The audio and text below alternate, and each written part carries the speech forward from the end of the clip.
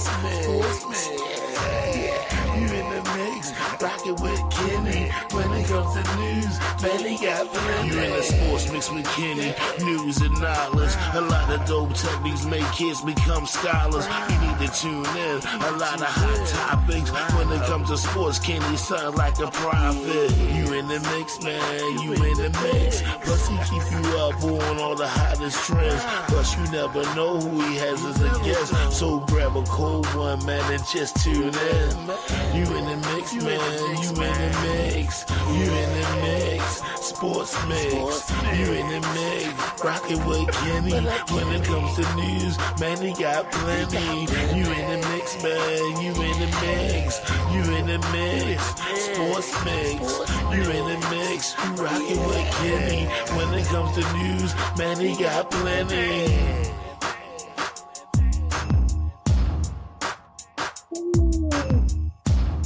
What up, y'all? Sports mix.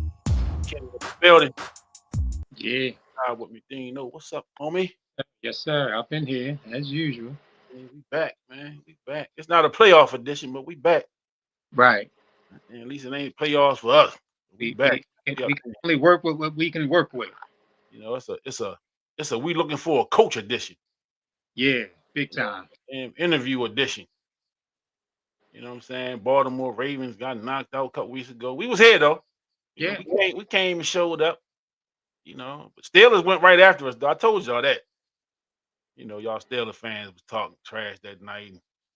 You know, you got your 1 week of glory. You know, now y'all in the same boat we in, out the playoffs, looking for a coach. You know, probably need a new quarterback. You know, Right.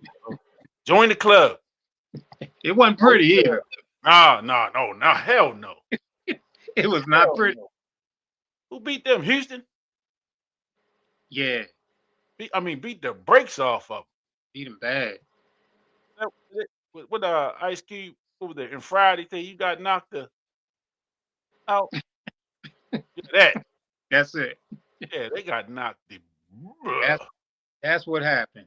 Yeah, but yeah, you know, we here, man. You know, here representing, talking sports, man. You know, it's playoffs going on. The Final Four, playoff championship week is coming up. Yes. AFC, NFC championships this Sunday. Hey, Miss Sandy, how you doing? New Start Church in the building. Hey, you know what I need everybody to do? Everybody that's watching, if you're watching on Facebook, I need y'all to share the video. Share that video out to your friends and family.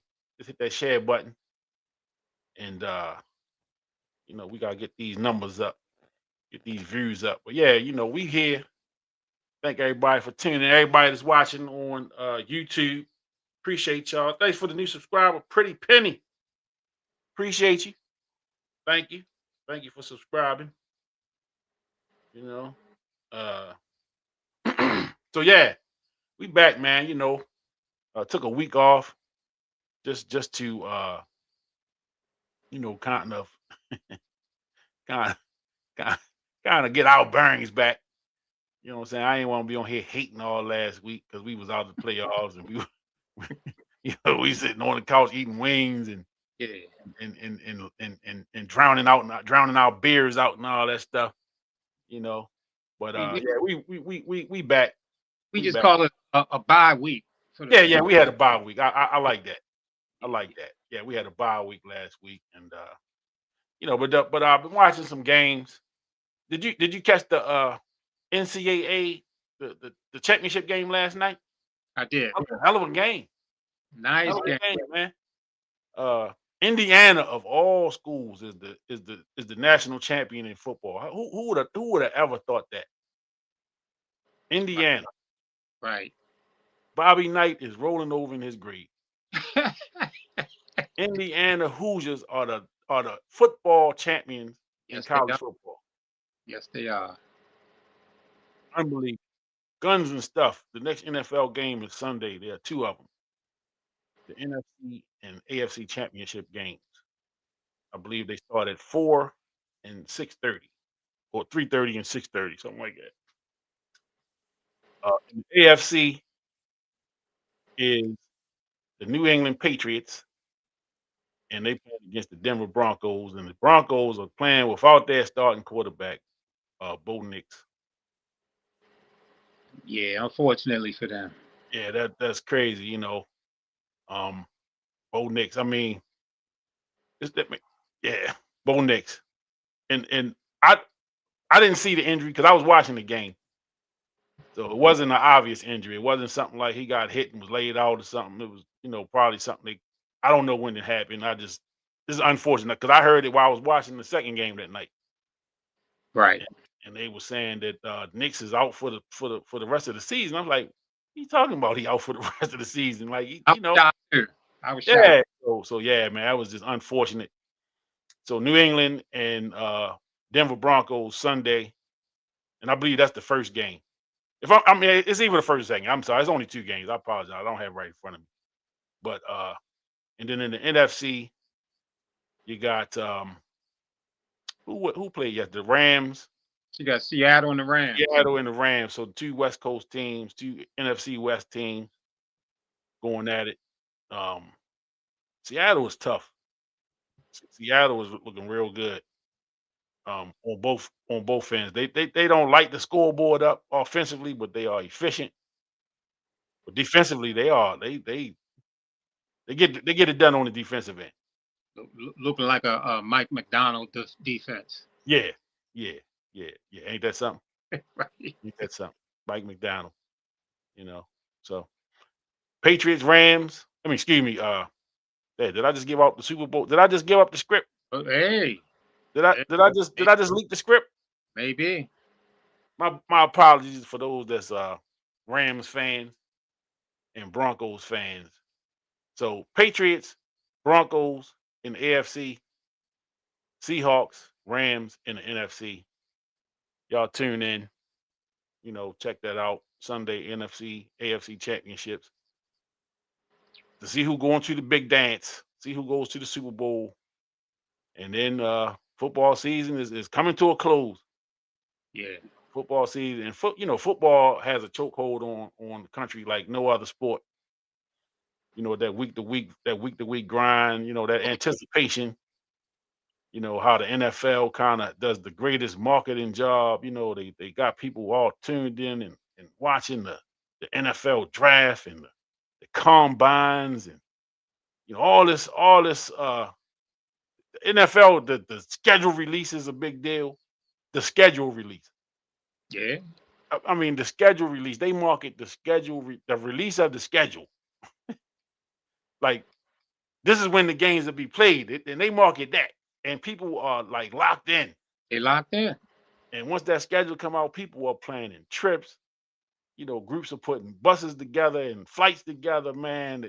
I mean, NFL is huge, huge, huge, huge, huge, huge business. Huge business. Without a doubt. Fresh Life 4400. Can't listen to Mike Florio and think Lamar getting traded. He's not going nowhere. The owner says he wants them there, and that's what's going to happen. I believe you. But I had to. Let me not. Yeah. I believe you. Fresh Life. Appreciate you for tuning in. Hey, hit that subscribe button too. I agree. I definitely agree with Yeah. him that he's not going anywhere. Do you think the Texans will trade for Lamar? Who says that? Excuse me for butchering your name, but no. The Texans got a quarterback. He had a tough game Sunday, but they got a quarterback. He had a tough game against the Steelers too. Yeah. If he played clean against the Steelers, they might have put up 50 on Pittsburgh. Miss Sandy said the Broncos are bringing in a veteran quarterback, Ben DiNucci. Who was that? I don't even know who that is. Me either. Shoot. They might well bring back Elway. Bring him out to front office. Flacco or something. Flacco on the team though, ain't he? Did you hear that he's supposedly signing a 1-day contract with the Ravens so he can retire as a Raven? Who, Flacco? Yeah. Yeah. I mean that sounds about right. That makes sense. Is he retiring though? Is he? Somebody sent me a clip of that, I didn't really investigate it, but it said that he was going to be signing a contract with the Ravens so that he can retire as a Raven. Okay, okay. Well, that sounds about right. Yeah, That sounds about right. Joe is a Raven through and through. yeah, no question. Got us a Super Bowl. Uh, Joe had some solid years with the Ravens, man. Yeah, The end of his career here with the Ravens wasn't that spectacular, no, but he was solid for probably about the first 10 years of his career here. Um, it's funny to seem like it's been that long. So you think about it. He came in with Harbaugh was a rookie. They were rookies together. Flacco and Harbaugh. They came in the same year, 2008. oh, oh wait, okay, okay. Yep, 2008. And if you remember, Bowler was still on the roster, Mm. and I believe Troy Smith. And remember in the preseason that both of them guys got sick or hurt, and then Joe Flacco ended up starting the very last preseason game that season. Yeah, I remember. He ended up, Yeah, I remember. he ended up starting the game one, and they won. They beat Tampa Bay. And if I'm not mistaken, that's the game when Haloti Nada he got an interception or a fumble recovery, and ran that thing back to the 10. I think he ran out of gas. Yeah, yeah. And I think Flacco ran a touchdown that game too, if I'm not mistaken. On the Whatever road. whatever he did, it got him the starting spot. Yeah. He got the boot. The Sandy said Lamar stand in Baltimore. Yeah, I agree. I agree. But you gotta, it's marketing. It's marketed on my Yeah, behalf. marketing. I'm learning this game. I'll get people pissed off at me. They and they gonna read the headline and come in here cursing me out. and you still hearing those things, man. You hear somebody sent me something today about Lamar going to the Raiders. I think I sent you that. You sent me that?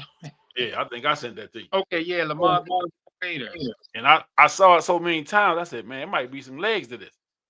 And that's I saw it on so many different sites and from so many different yeah. I said, wait a minute now. Not that I want them to go somewhere. No, yeah.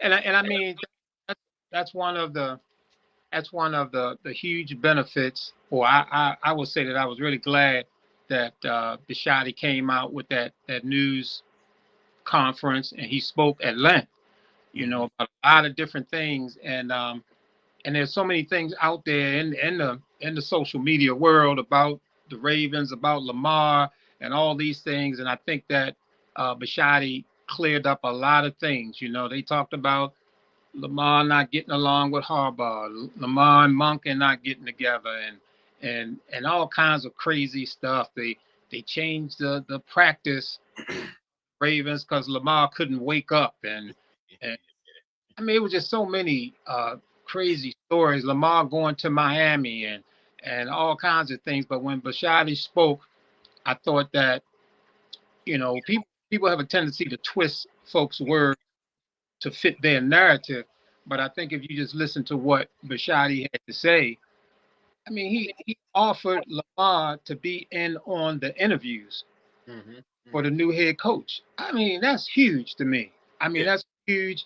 That talks about the respect that he has for Lamar Jackson. He talked about the new contracts, and Lamar definitely is going to get paid. We just want him to be able to structure that contract so that we can, get the best folks on the squad. He said, I don't think we're going to have a problem with that. I mean, the way he spoke, I was so glad because I thought it would really kill a lot of that crazy narrative that was bouncing around about Lamar. Yeah, yeah, yeah. And it's when they did this deal a few years ago, they did it knowing that this day would come. The way that they structured the deal, they knew that once he got to this point, that the deal was going to have to be restructured, and it was explained. It was explained that way, and more times than not, when these big these big name players get these big contracts, they're all structured that way. They are cap friendly in the beginning, and they're very cap unfriendly in the back end. You know, so with Lamar, production wise, he got an MVP. You know, been solid ever since he got the contract. He had the injury, of course, this year. Um, but I mean, he been a perennial All Pro since he signed before he got the contract when he was on his rookie deal. So there was no doubt in my mind that Lamar Jackson is in the plans here for the Ravens for the next 5 to 6 years. I would say, you know, Absolutely.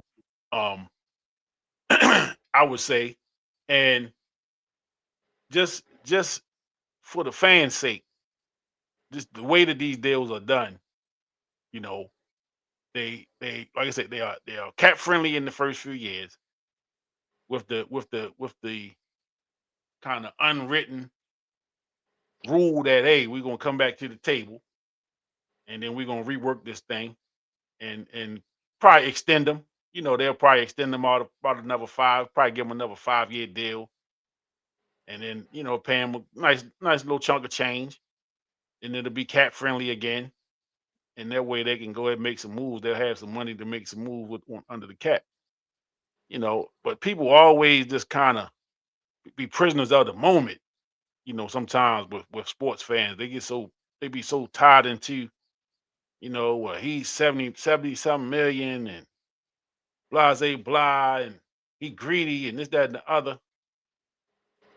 Kenneth M7C, new subscriber. You my favorite because we share the same name. You know what I'm saying? You got my name. That's my full name, Kenneth. Everybody call me Big Kenny. But welcome to the show, man. I appreciate you. Appreciate you subscribing. Yeah, And straight up. help. Be interactive with us. You send some comments and we get you up on the screen. But Free. coming to the stage. Coming to the stage. Got a Hall of Famer coming. Okay. Hall of Famer coming up to the stage. Y'all don't know how we roll over here on the Sports Mix, man. We got legends. That's right. Hillen Road's finest. That's right. Went from Hillen Road and what's that? Hillen and what? What's that little side street Oh, there? Cold Spring. What? What do you mean? No, before that. Before Northwood? Hillen and Cold Spring, he was down Hillen Road a little bit. Talking That's about probably Mervo? at Mervo. Yeah. Down there, and then he went up the hill a little bit. And he went up the hill. Yeah. Hillen and Cold Spring and continued the legend. Yes. I think they say he was a legend at Northwood too. So right Yeah. up in that area, he just legendary. Legendary life. My God, Glenny Moore, what's up, brother? There he is. There he is. What's going on, brothers? What's up? Hey, What's hey, up? hey, Glenny. How y'all Before we feeling? do that, oh, good, man. Listen, happy anniversary to you and your wife. Oh, I Oh, saw man. you posted that. Was it yesterday?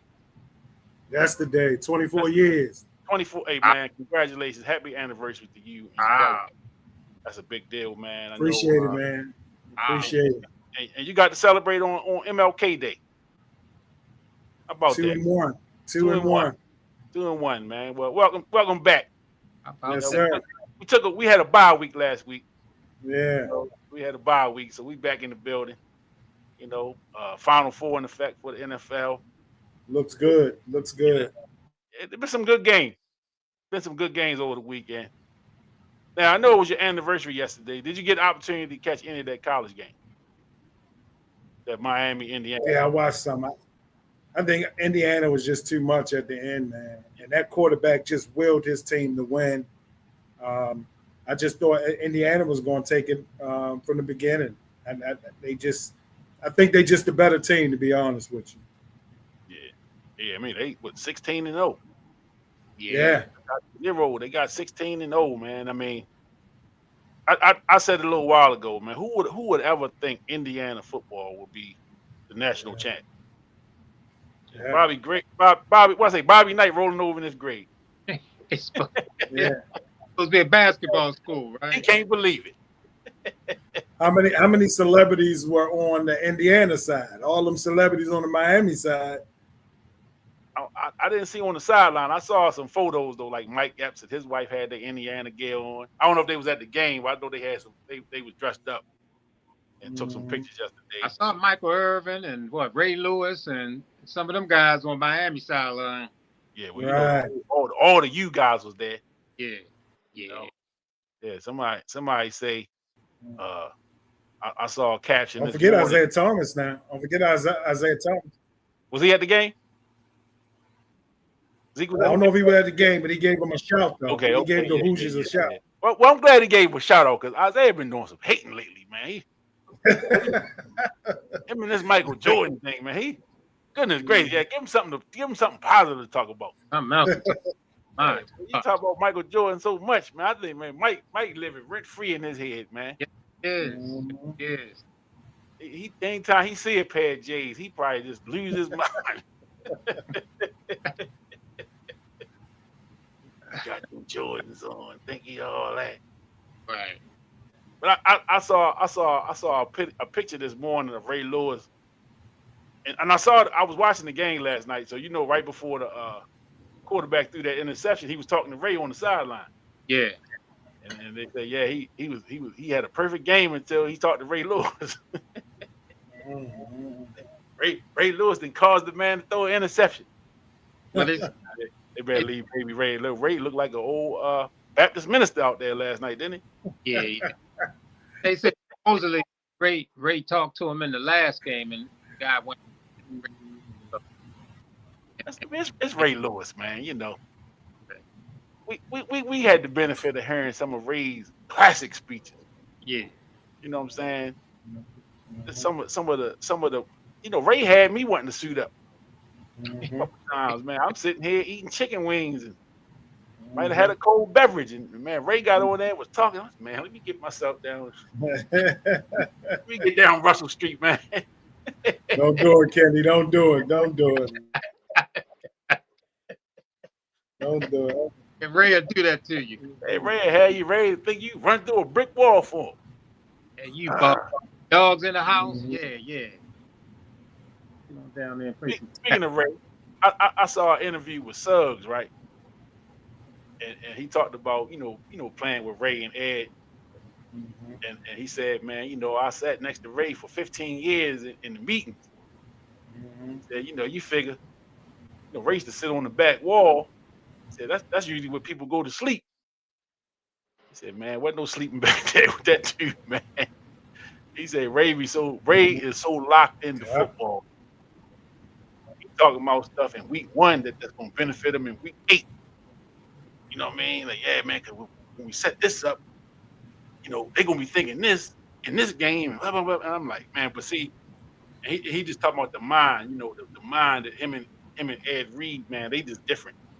The way they look at football and the way they see the game, it's just mind-blowing, and just, again, man, I always talk about how we was as fans. We were so lucky, man, so blessed to have that kind of greatness on the team that we cheered for, the team that we rooted for. Awesome. Great. And that's why I kind of laugh when I hear people talking about we need to get rid of Lamar Jackson. We just need to start over, get rid of Lamar Jackson. I said, man. You just don't give away that kind of talent, man. It's nothing you can get in return that can say that it was worth it. Nothing. Yeah, I mean, we know all. You kind of going in and out, Dean.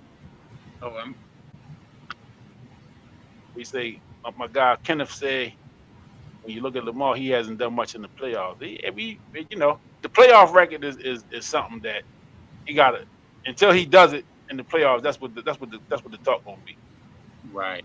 That's what this talk is gonna be. So until he basically get to a Super Bowl and win one, the talk is gonna be what he haven't done in the playoffs. But I'm willing to live with that until you give me a better option.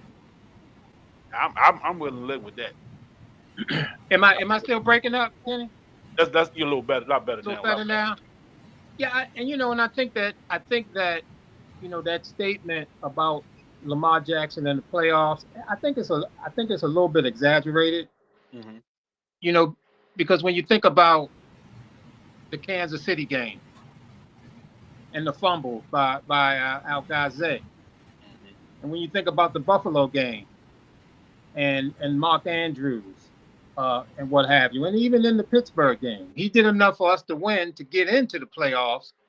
Obviously, it wasn't a playoff game, but it was that playoff level intensity.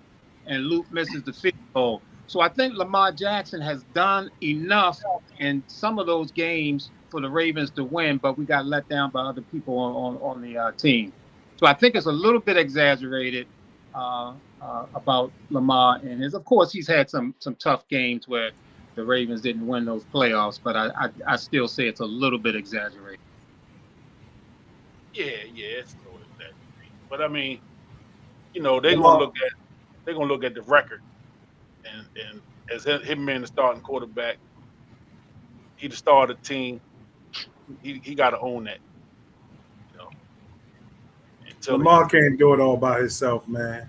no. But we Let's know be clear. Look at the history of Super Bowl quarterbacks, man.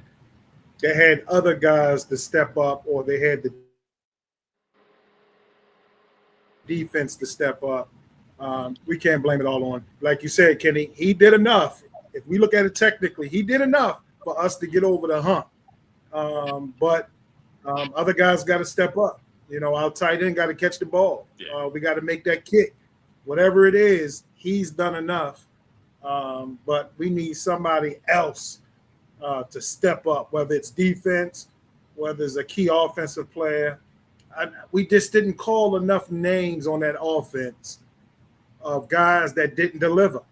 We didn't call them enough. We should be calling the running back out. We should be calling the wide receivers out. We should be calling somebody else out that delivered in these big games. And I just don't think we did it. And certainly on defense, our middle linebacker, Roquan, guys like that just didn't step up. And that's how you win Super Bowls. Somebody else got to step up. Yep.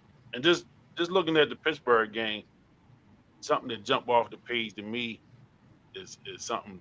Dean, you said, I think you said every time we play Pittsburgh, is they get a 3-point advantage off the break just because of coaching, It is. and we It lost is. the game by 2. Yeah. Yeah. Right. You know what I'm saying? And like you saying, Glenny, man, is you gotta, some other names got to get called. Players got to make plays, Yeah. but coaches got to do the right thing too. You know, and people have been second Yeah. guessing Harbaugh a lot. I know me for sure have stood up for Harbaugh a lot over the years since we've been doing this. I've been standing up for him and giving him grace, but I just think it was time. You know what I'm saying? And he couldn't overcome the mistakes. Just even in the Pittsburgh game with a timeout in like 12, 13 seconds, he could have ran one more play. Whether it was a run play, he had time. They could have ran the ball, got a timeout. They could have tried to take a shot at the end zone. You know what I'm saying? I mean, he had opportunity. He had time to make another play with a timeout in his pocket, and they chose to kick the ball, which again is what it is. But those are the things, man. When the results don't go the way that you want them to, you're gonna second guess them. You know what I'm saying? And you're gonna look at him, and now he is the head coach of the New York Giants. You know what I'm saying? And I knew once he left, I mean, he wasn't gonna be unemployed long. He wasn't gonna be unemployed long. His phone was ringing immediately. And he only went on one interview. And New York made the offer. They gave him what he was looking for. I watched his press conference. He said this was the job he wanted. You know, it's New York. It's the biggest media market. You know what I'm saying? So his if he wins in New York, even at the pace that he won here, just getting to the playoff, you know what I'm saying?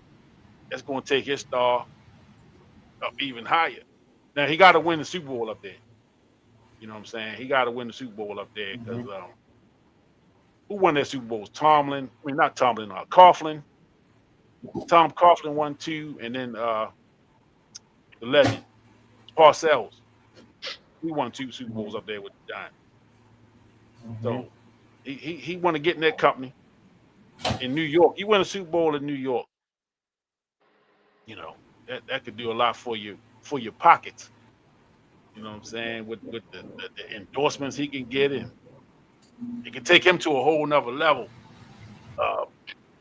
just financially. So and to deal with that New York media, you know, the Baltimore media is nothing compared to that. You know, this what's the dude here be writing all the crazy articles? Mike Preston. Preston. Yeah. He got Preston on steroids up there. Right. So good luck to him. You know, good luck to him up there. And, you know, so it's setting up. You know how the NFL do, man. You know, I'm gonna play the conspiracy guy now. So you know it's gonna set up for another hardball bowl. You know, you got Jim in the AFC out there in with the Chargers. Then you got John in the NFC with the Giants. You know, the NFL, boy, all the conspiracy theorists are out. They're out there. They say this thing is rigged. You know, it's rigged, but they won't tell us who's gonna win it because I need to know so I can put some money on this thing. I want to change my life. I need to see the script. Yeah. Well, I'm glad you ain't put your money on Denver. Who would have thought that quarterback would be out? Oh man, yeah, we talked about that a little bit. Who would have thought that? Yeah, who would have thought that? Him walking off the field where he out for the rest of the season. Yeah, I didn't see it because I was watching the game. That's crazy. Yeah, that's when crazy. I saw that he was out for the season, I said, "Well, what happened?" Because I watched the game, I said he didn't look hurt at all in that game, at no point. You know, and that's just an unfortunate thing. And so it's lining up. I mean, unless they just come up with who was the backup for the Eagles that won the Super Bowl a couple years ago? Oh yeah. That guy. Yeah, that guy. And then, I mean, it don't happen often. You know, Right. we had it. I guess we had it here with Trent Dilfer. He was the backup. You know, he went and won the Super Bowl, and then Jeff Hostetler back in the day for the Giants came in for Phil Simms and took him to the Super Bowl and won it. You know, I mean, it can happen, but I doubt it. I think the Patriots are playing pretty good football. Somebody should have went in for Stroud. I tell you that. Somebody should have went in for CJ. I tell you that. Yeah. I didn't get to see that game. He looked pretty bad. I heard. Oh, it looked awful. It looked awful. Honey Money Jones, Seattle Seahawks fan. What's up? The Seahawks are looking good. They are looking good. Real good out there, man. Are you from Seattle or are you just a Seattle fan? Black Honey Money Jones. Black Honey Money Jones, 9603. Mike McDonald and the Seattle Seahawks. Looking good. Good out there. Looking good. I mean, in all facets. With what's his name as the quarterback? What's the guy? Sam Darnold. Sam Darnold, who threw him away last year? Was it Minnesota? Wasn't he with Minnesota last year? I think so. Yeah, they didn't even make the playoffs, did they? Nope. No. Do that man, and yeah, go ahead on out there, you know. And he ready to play for the chance to go to the Super Bowl. Sam Darnold was a big deal coming out of college, though, wasn't he? Oh yeah, absolutely, absolutely. Did he come out in the same year with all the rest of them, Lamar and I believe so. and Josh Allen and the boy that went to Cleveland, who now down there in Tampa? Yeah, that guy. Look, yo, the number 1 overall pick that year. Baker Mayfield. Baker Mayfield, right? All Oh, the boys came out. I'm so terrible with names. Yeah, it's kind of crazy. Who do right now? We know the Ravens need to fill a coaching vacancy, and then you know Buffalo's in the mix now for a coach. Hmm. Pittsburgh is in the mix for a coach. I Hmm. think Tennessee just Wow. filled theirs. The Giants filled theirs. At this point in time, do you guys got a favorite or somebody that you're interested in having the Ravens head coaching position? Atlanta failed theirs too. Atlanta filled theirs. I don't have a favorite because I don't follow it like I used to with respect to the coaches. And I think I said that the last time when we talked about potential uh, coaching coaching guys. Like I know a couple of the names. I know Flores. I know he interviewed Brian Flores. He was kind of a hot name being thrown around. Uh, but then once these guys start getting fired, some of them was starting to be, their names was getting thrown in the hat for these jobs. And I was shocked that Cleveland's head coach, well, ex head coach, got a job so quick. He's the new Atlanta coach, Stefanski, Stefanski. and Yeah, and yeah. they put his last 2 years record up next to the coach they just fired. And I mean, it wasn't even close. It's not even close. The difference in the records. So Black Honey Black Honey Money say Clint Kubiak would be a good pick for Lamar with his play style, and that's Gary's son, Gary Kubiak's son, who was the he was the coordinator here 1 year, and I think Flacco had his best statistical year under Gary Kubiak, if I'm not mistaken.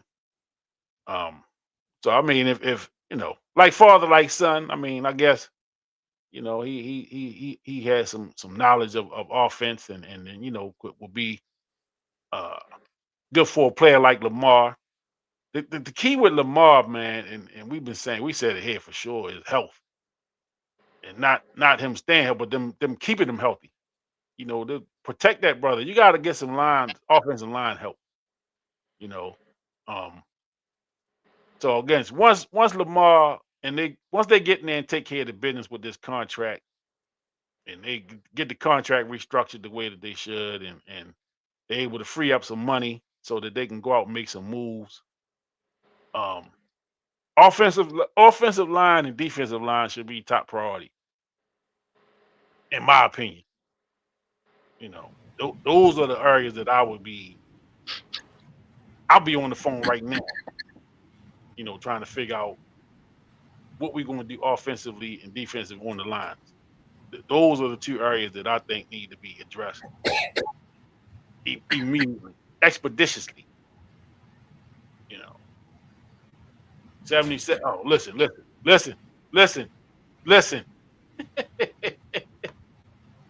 Black Honey Money Jones, hit that subscribe button too, man. 77. Filet old fish was horrible. Man, Shannon Sharp said, no, it was Shannon Sharp or Ocho, one of them said he too big to be that sorry. You know what I'm saying? He always at the scene of the crime. Anytime something wrong happening on the line, 77 was near. He was definitely the weak link. You know what I'm saying? He was definitely the weak link on the line. But, I don't know what his contract status is, but Filet, what's his real name? Filet, how you say his name? Filet? Something like that. Yeah. Lele. Lele or something. Filet fish. Yeah. Hey, Glenny, what you think about the coaching position, man? You got any thoughts on that? I said it a few weeks ago. I think it needs to be somebody that's going to be influential to Lamar. And I heard the owner said Lamar need to get his butt in and help them choose that coach or who he wants, his input on who they should get. I think that's important. And so I'm hoping that they'll get a coach that will cater to Lamar and get a strong defensive coordinator. I think that's important. I'm not sold on Orr. I'm not necessarily blaming him, but I think they need a strong defensive coordinator and somebody that's going to be influential to Lamar. You know, they mentioned Kubiak, somebody like what Ben did with in Chicago, what he did and how he impacted the quarterback play there. We need somebody like that because his imprint on Chicago's offense and the quarterback was abundantly clear, abundantly different than last year. That's what we need. And to keep it simple, and move the chains for Lamar, not to always look for the big throw, but let's move some chains. Let's run the ball. Let's move the chains and get the ball in receivers' hands. And man, let's play some football, man. I think the Raiders in a great position, and there's so many coaches available right now. But I'm hoping to get somebody that will cater to Lamar, and with a strong defensive coordinator. Black Honey Money. We all Ravens fans. You know, we all Ravens fans first, but we football fans first. You know, we football fans. But the Ravens is our team. Yeah. All guys here, we are Ravens fans, but we are definitely football fans, sports fans, as a matter of fact. You know what I'm saying? We kind of run the gamut of whatever it is on the menu. You know, you got some sports fans here with some knowledge. You know, so we definitely got some knowledge here, but Ravens fans for sure. You know, Ravens fans for sure. And you know, we you know, I guess you could thank us. You know, you a Seahawks fan. We allowed you to get our coach out there. You know what I'm saying? Right. Got y'all looking good out there in Seattle. Can You know, can we have him back? Yeah. If you don't mind, Can we have you know, Mike McDonald back? send them back. Send them on back, Black Honey. You know, I gotta figure out a different name to call you because you know, I don't like saying Black Honey Money.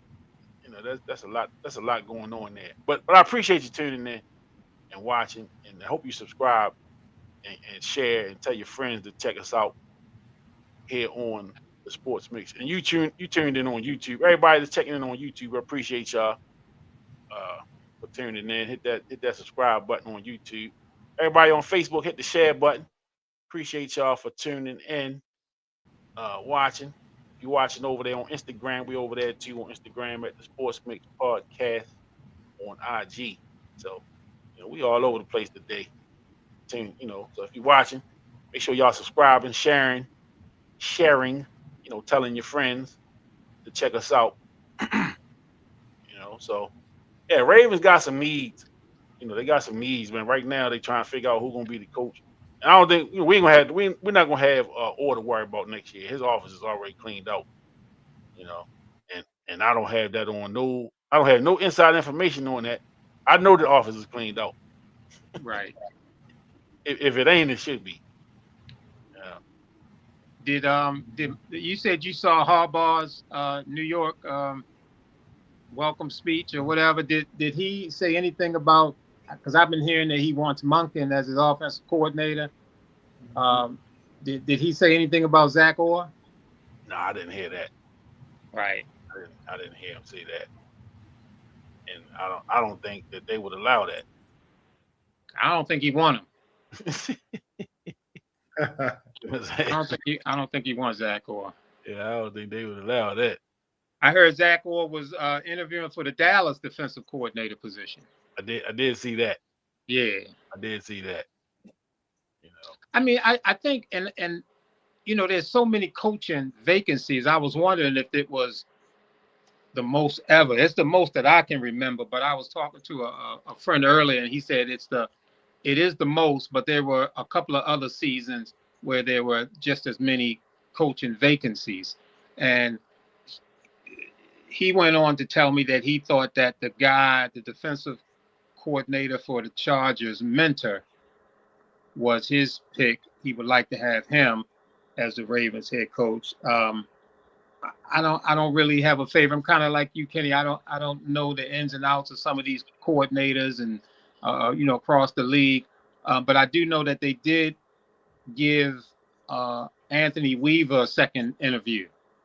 Yeah, I saw that. And of course, Weaver was the assistant head coach to John Harbaugh while he was with the Ravens. So I think that counts for something, that the organization felt like Anthony Weaver had what it takes to take over the assistant head coach position under Harbaugh while he was here. So he's getting a second interview. So I'm just really kind of putting my trust in Bisciotti to be able to come up with the right guy. That's where I am. I think he definitely fooled the football world. They were surprised when he selected a special teams coach to be the Ravens coach previously. That was pretty much unheard of. And, Harbaugh had a really, really good tenure with the Ravens. So it's no telling what Bisciotti, who he's going to select. But I think he's a guy that goes with his inner feelings and his thoughts, and he'll make that decision. So that's where I am. I'm just throwing it in his hands. He welcomed Lamar to be in the room during these interviews, which I thought was huge. I thought that was huge, a huge amount of respect for Lamar, for him to say that Lamar could jump on his plane and come on down and be in these interviews. That was huge, and it sort of counteracted, and it squashed all of this foolishness out in the social media about Lamar and all these rumors and lies and half truths about Lamar and his attitudes and all that. I thought that Bisciotti cleaned up a lot of that, and I thought that was big that he invited Lamar in on these face-to-face interviews. Football fan X9. I guess that's it. X9. 9N. Seahawks fan, welcome. Hit that subscribe button. Appreciate you. Yeah, the Seahawks, man. Seahawks fans in the building tonight. They in the building tonight. Them Seahawks are balling, man. Yeah. Them Seahawks are balling. Hey. And I don't have a dog in the fight. I'm not. And I do recall our resident Hall of Famer mentioning that he really liked the Seahawks. He liked that defense, but he wasn't totally sold on that quarterback. Mm-hmm. Sam Darnold. Sold on that quarterback. Sam Darnold That's do? right. That's the question. Yeah. Well, I'm not sold on him, man. I'm not sold on him. And don't forget, they playing against the MVP. And he's a tough guy. Yeah. He the Rams, man, they playing awesome football. The Rams, man, they pulling these games out, man, the way they are. When they go up against the Seahawks, man, it's just good football. The playoffs get great, man. Yeah, there's some real good football. I was hoping the Rams would have lost. But wait, one more thing, Kenny. But it keep popping in my head. Just wanted to say it, just to add on to what I said. The coach at Denver, he lends to the quarterback Knicks. The coach that went to New Orleans. These coaches lend to the quarterback, man, and I think that's what we need. I think that's what Lamar need. Those guys, those coaches that's going to walk with Lamar through it all. Right. I just keep thinking of these coaches. The coach from Dallas that left to be the head coach. He was the offense coordinator last year, and he went on to be a head coach. Who was that? Kellen. Is that his name? Kellen? Got his name, but that's what we need in Baltimore, man. And I'm just excited. I think like Dean said, that's like with Harbaugh. We didn't know who Harbaugh was, man. He didn't have a resume at the time, not a true resume. So I'm just excited, or whoever we get, to be quite frank. I'm sure it's going to be a qualified guy. And I trust the Ravens. I trust their green room. I know Ozzy. I know he putting his input in. I trust him, man. I'm just super excited of what's gonna happen. Yeah. I'm gonna say this about Steve Bisciotti. You know, this dude is a billionaire, multi-billionaire. Built the business out of the basement of his house. You know what I'm saying? So that shows you something right there. You know what I'm saying? That he kind of built this business. I saw a little story on him a couple days ago about he just talked about, he's probably the most unassuming NFL owner in the NFL. He talked about how he wants to probably own the team another 10, maybe 15 years, and then he getting out. He said it's not going to be a family thing where he passes it down to his sons or daughters or whatever. He said once he get 10, 15 years or whatever he feel like he's going to sell it, if that comes first, that he's getting out of the business. You know what I'm saying? So he strikes me as a very shrewd businessman. You know what I'm saying? And he's not the Jerry Jones type of owner. He don't make a lot of headlines. He don't do a lot of press conferences. You don't really hear him talk a lot at all. Um, so you don't hear a lot about him and his involvement with the team. I just think, man, the way that he operates is that he finds people that he trusts to do the job that he's hiring to do. You know what I'm saying? And that's why the team doesn't have a lot of turnover, with respect to firing head coaches when you got a bad season. When things don't go right. And you know how fans just want everybody to be gone. Everybody want to be gone. Um, and he just doesn't strike me as that type of guy. He's made billions of dollars for a reason. You know what I'm saying? And so he's 11 years old. Well, welcome to the show, football fan Okay. Okay. X9, and I'm happy Wow. that you've been a Seahawks fan since you've been 5 years old, man. 5 years old. Wow. How about that? So you are in a great space right now. Your team is one win away from going to the Super Bowl. How about that? You know, you in a great time. 11 years old. You guess you either fifth grade or the sixth grade. You young guy, man. Are you a football player or just a football fan? I like to know that, football fan. But I'm happy for you. Thank you for tuning in too, and good luck to you Seahawks against the Rams this week. That's going to be a great game. Yeah. Yeah, that's going to be a great game, man. I can't wait to see them go at it. Yeah, Yeah. yeah. But I was looking at so there was 9 vacancies as of yesterday when McVay got fired with Buffalo over the weekend.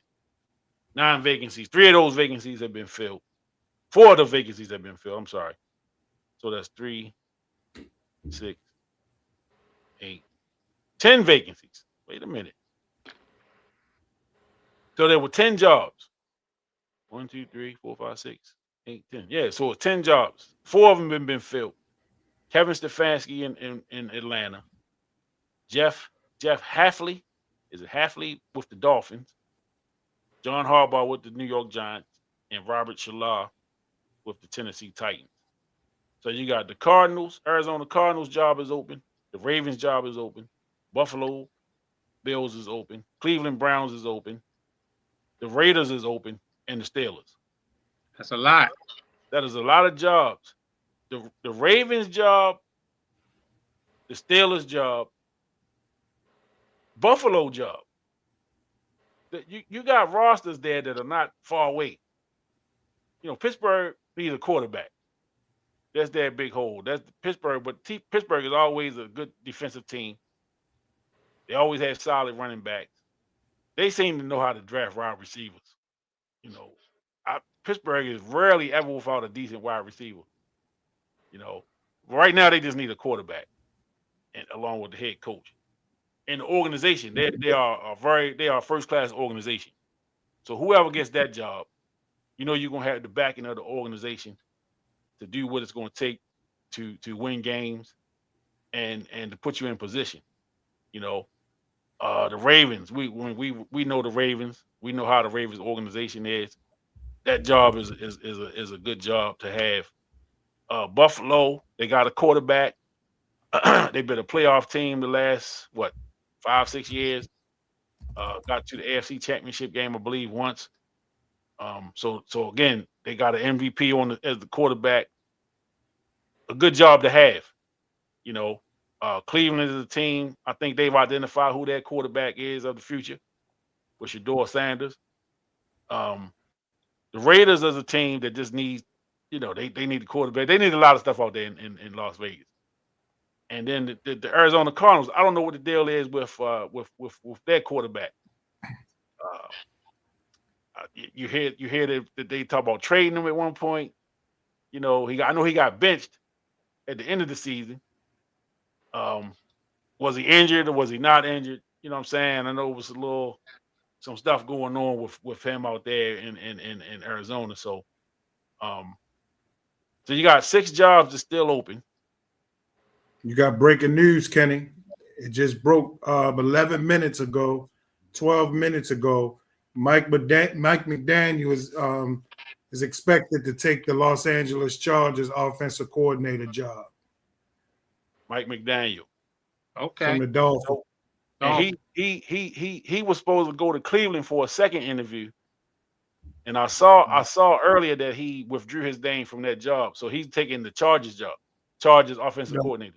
Offensive coordinator job, right. Okay. Well, there's that. So he'll be replacing Greg Roman. Greg Roman. How about that? You think they're gonna bring Roman back to the Ravens?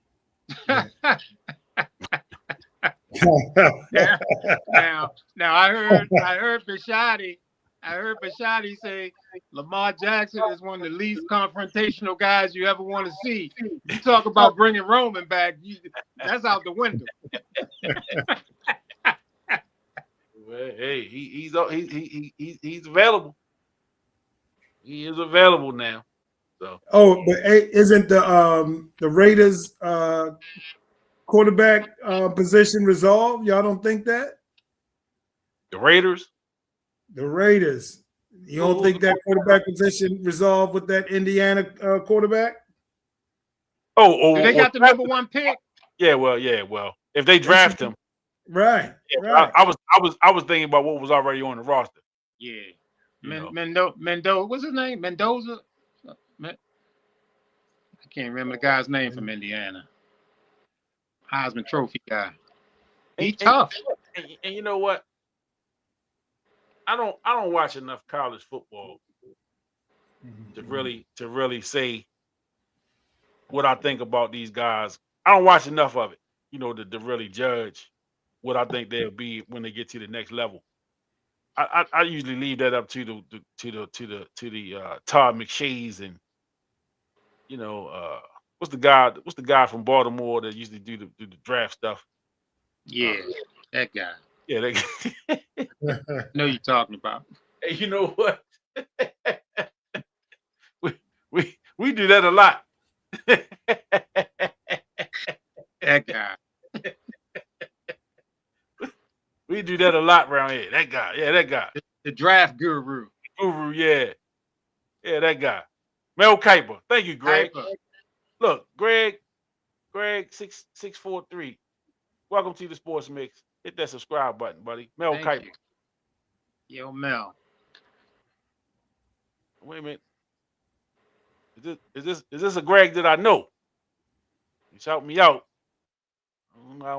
If I know you, I want give you proper respect.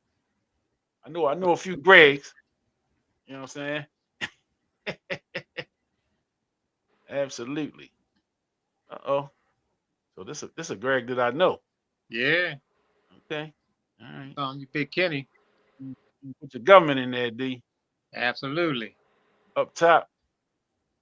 Gregory Green, my homeboy, one of my closest friends. All right, Glenny. Anything for you sign out? You got the make hay. Any parting words? I think the last time we saw Glenny, he was going to get a nice juicy steak to eat. It was huge. It was We huge. both Okay. got a huge steak. Yeah. Okay. I, Sound like you was happy. I hope you ate it before the game ended. Took 2 days. Took 2 days to eat it. Now that's a steak. Yeah. See, it probably didn't taste as good after that win, after that loss. That loss. That loss will have steaks not tasting right and Yeah, drinks don't man. be as cold, Hey, man. I've been in. I just want to say I've been impressed with the NFL, man. The last 2 weeks, the last 2 to 3 weeks, been some good football. We can't complain at all if you're a true football fan. Pretty much all the games are under 7 points. Pretty much all the games have been under 7 points. The kicker is important. Don't we know it? And that's what. And that's you know what that Rams game, Seahawks game may come down to the kicker. Yeah, yeah. Our kicker. I don't even want to talk about our kicker, but the Pats. It looked like it's going to be. Are we making predictions yet, Kenny? Are we making predictions yet? You go ahead. Go ahead, throw them out there. I know. You got great. So we got the Pats and Broncos. Unfortunately, with the Knicks injury, I got to go with the Pats. They look strong. They look complete. They look confident. They look good, man. On the other side, the Seahawks and Rams, that's going to be a war, fellas. It was a war this year when they played. It's going to be another war with the Seahawks and the Rams, and I think the Rams are going to pull it out because of their quarterback, not the Seahawks quarterback. Whether it's via kick or whatever, I think the Rams going to pull it out. So you're going to see the Rams and the Pats. Isn't that a repeat Super Bowl, the Rams and the Pats? Am I correct? Yep, it is. Yeah. It is. I think the Rams going to win. The Rams are going to win the Super Bowl. That will be a Rams repeat. going to win the Super Bowl. That will be a repeat of Super Bowl 36. Wow. Yeah, that's crazy. That's crazy. Another one of my homies, Johnny B. Johnny B checking in. What's up, homie? Yeah. So yeah, I like your picks, man. I like your picks. That's interesting. That's interesting. I like those picks. I think I agree with the Patriots making it. Obviously, with Nick's out with the broken foot or whatever injury he had, that gives New England a huge chance to go ahead and win that game. But the game of the week is definitely going to be those Seahawks and those Rams. And I'm just gonna I'm gonna go with the Seahawks in that one. It's a tough pick. I do like the Rams quarterback much better than I like the Seahawks quarterback. But I don't know. I'm just going with that gut feeling that I think that the that active defense of Seattle can maybe slow down the Rams, and they're a physical ball club. I'm Mike McDonald. I'm gonna go with the Seahawks to make it to the Super Bowl. And the Patriots. Well, now, Glenny. Now, when we were talking about the Pittsburgh game, Glenny forementioned. He said Luke going have a say in this. He said it's going to come down to that kicker, and Luke is going to have a say in it. And we all know what happened. He was right on point with that. And I remember we were calling out scores, and I said 24-20 that the Ravens were going to win, and they were actually up 24-20 with a little bit of time left, and then the Steelers scored that touchdown to go to 26. They missed the extra point, and then we went down and missed the kick. So I'm gonna go with Seattle, and we'll see how all that play out. Yeah, and I once I found out that Knicks was hurt, I already said Patriots going through the Super Bowl. I just don't see how the Broncos can win with a backup. Yeah. Stranger things have happened. True. You know what I'm saying? But I'm going with the Patriots in that one. And it's going to be a good game. I don't think it's going to be a runaway. I think it'll be a good game. But I'm going to just go with Patriots. Drake May is playing pretty good football. And Patriots look pretty solid on all facets. So I'm going to go Patriots in the AFC. Oh, boy, man. I can't stop rooting against the Rams. I wanted them to lose the other day. I was pulling for them to lose the other day. So I'm going Seahawks. Seahawks in this one. They're gonna score a touchdown on defense. They're gonna get a pick six. I was going to say you going to trust that quarterback. Okay, y'all. The quarterback. I think the quarterback for Seattle gonna be solid. I don't think he's gonna be outstanding, but I think the defense is gonna make a play that's gonna turn that game. I think the Seattle defense is gonna turn up. Mike McDaniel, grade going to the stratosphere as a head coach. You know what I'm saying? It's his turn. Sean McVay out there, youngest coach to win the Super Bowl. Sean McVay still not, is he 40 yet? The Rams coach? I don't know. I think he's like 39. I mean, if he is 40, he just turned 40. He's a good coach, man. I like his energy on that sideline. I like a lot about them Rams, but I guess it's all about a vibe, a feeling, and that defense. I'm kind of with you on that, Kenny. It ain't too late. It ain't too late to switch over. You got a couple days. You got a couple days. Hey, I'm gonna ride it out. Seattle and the Patriots. That's what I'm going with for the AFC NFC championships. Let me say, who was it? Greg said, "Don't sleep on Denver." But where's the game at? The game is in Denver. Denver was the number one seed. So the weather gonna be ugly. Yeah, weather definitely can play a factor in that game. I don't know enough about this quarterback. And again, man, the way that,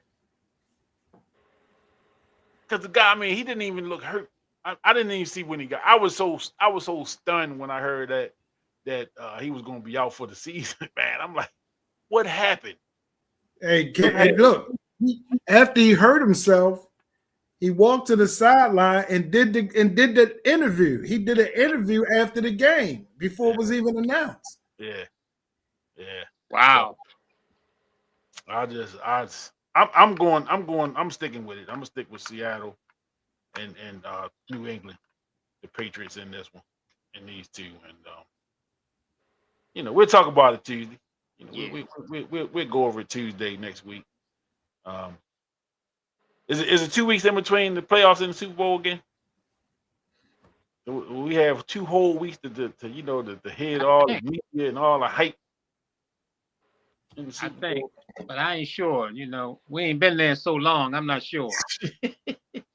Well, and there's that. and then there's that part. There's that, right? Yeah, we ain't been. I'll be tuning out. I'll be watching NBA games now. Yeah. I'm watching that. I watch a lot of college basketball too.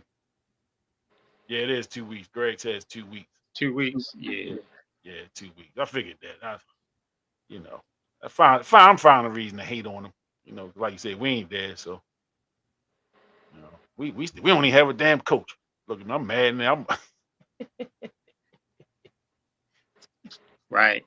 Getting angry. Yeah. We'll be back next year. We'll be back. So Hall of Fame, appreciate you, brother. All right, my brothers. Check out, man. But all right, Lenny. Until next time. Till the next time, the door is always open for you, brother. Absolutely. Peace, brother. Let's do it till next Tuesday. Yes, sir. Yes, sir. Hall of Famer checking out. Lenny Moore, Morgan State's finest. Morgan State Hall of Famer, wide receiver. My man Johnny B said the NFL need to do something about the officiating. Well, ain't gonna do much about that. They pay them guys pretty handsome to F them games up. You know what I'm saying? They got a script too. They absolutely have a script. I believe the NFL has a script, and I think there's certain narratives that they want to push, and I think the refs are on board for that narrative. Yeah, I they think better be. I think they like Drake up there, New England. I think they like that team. I think they want that team to do well. So I mean, we see how it all play out. But the refs are a big part of the NFL. I think that the referees coming to the game, the NFL want exciting games. They want close games. So I think the referees are on board to make those games tough, to make them close, to make them come down to the wire. Because as Glennie had mentioned, all those games, really except for the Pittsburgh game, they were all close games. Maybe the Seattle game wasn't close either. They kind of came out with the opening kickoff with the score, and I think they kind of dominated that game. But I think the referees are conditioned to try to make the scores close. So sometimes they make some crazy calls, and I've never felt like the NFL was on the Ravens side. I never felt that the NFL was on Lamar's side. So I always pay attention to the flags and to the referee calls, particularly when the Ravens play in big games. Yeah. Hot dog and beer sales. Hot dogs and beer sales. Yeah. I be saying so many stories now, everybody got the little clickbaits with the league is rigged and the script and they showing the play with the interception that wasn't an interception, that was a catch the other night. Yeah. All that stuff, man. Um, you know, it's enough to all you need is one juror in a trial. You get one juror on your side and you can get a hung jury. And we are in a time in the world right now where all I need is a little bit of doubt. If I can muddy the waters up just enough to get people thinking that what you're seeing is not really what you're seeing, I'm winning. You know what I'm saying? And that's just the society we live in, man. It's so much uh nonsense. You know what I'm saying? Don't let me not go there because I was ready to take it somewhere. I had people picketing out front my door and want me to lose my job and all that kind of stuff. So let me not go there. But that's just the society we live in. And with all this access, hell, we on the internet right now live. We are on YouTube, Facebook, and TikTok. I mean, Instagram right now live. Think of all the thousands of people that got access to get online and say their opinions and give their takes on different things. You know what I'm saying? And all it take is one little thing, and you off to the races. You go viral, and you got legs, and people believe it. You know what I'm saying? People believe, man, and so the title I got up here, Lamar Jackson is getting traded. And I had people coming in early talking about he ain't getting traded. Nah, they ready to debate. But it's all about clicks and views. We are in a click and view society right now. So if everybody want to be heard, everybody want to be seen. Come up with something clever. You know what I'm saying? And you can get some clicks and you can get some views and you might go viral and you have millions of people talking about Kenny said, Big Kenny said Lamar getting traded. Right. And then now I'm all over the place talking about he getting traded. And then I gotta stick with it. Yeah. Knowing well I don't want him to get traded. But hey, that's just the society we live in, man. That's just where we at right now with this internet and this access to information and people able to put their own info out there. Like we don't have to depend on Dan Rather and Tom Brokaw no more to give us the news and you know uh, Howard Cosell ain't the voice of the sports no more. I mean, we got what the guy you talked about earlier, Whitlock and Right. damn Stephen A. Smith yelling at everybody, don't know Right. what he's talking about half the time, and all this noise, man. It's just a bunch of noise. Wait a minute, trading Yeah. the Vegas for 7 draft picks. See, that kind of talk right there. You know what I'm saying? Right. Trade Lamar for 7 draft picks, and somebody will take that like, man, they gonna trade Lamar for 7 draft picks to the Raiders. Yeah, that ain't happening. That ain't happening. It's not a trade that I would make for Lamar right now. There's nobody in the league that I would say if we can get him, I would give up Lamar. I don't see one. I don't see one. It's been done twice, and we know the Cowboys made a trade a few years back that set them up for the '90s. They traded over Herschel Walker Yeah.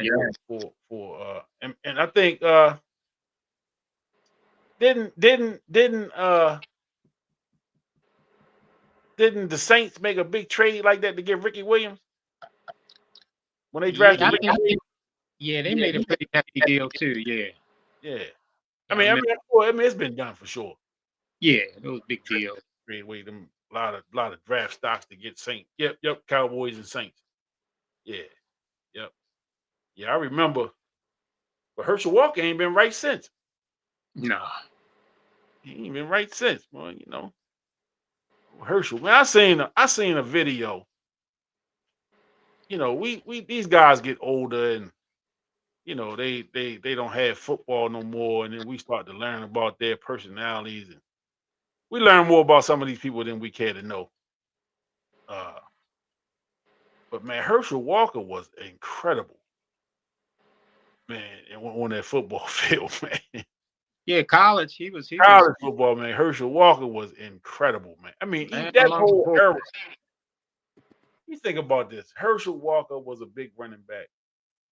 Bo Jackson, George Rogers. Who else? Marcus Dupree, Billy Sims, Charles White. I'm just thinking names off the top of my head from like the late '70s, early '80s. That just was phenomenal running backs. Uh, it just was a different time. Uh, and I think it's like that with all sports. It's like that in all sports. Now with the access, we don't get to see. I know I don't watch as much college sports as I used to. I'll be telling kids. I'll be telling kids. I coach basketball. I encourage the kids to watch college basketball rather than the NBA. And I know it's not popular, because like the best players don't really go to college no more. They trying to get to the league. They trying to get to the NBA as fast as they can, and so they're not going to college like when we were young. It was guys was trying to get to college, and you went to college and you stayed at college for maybe three. Most guys stayed 4 years, but most guys, they would go. A guy left early back in the '80s. He left after his third year, maybe his second year of college, basketball wise. Now, well, football, you still got to play at least 3 years before you can go to the NFL or be 3 years out of high school. But with the NBA, with basketball, college basketball, which is still a pretty good product if you're a basketball fan, there are still some pretty good basketball games to be seen on the college level.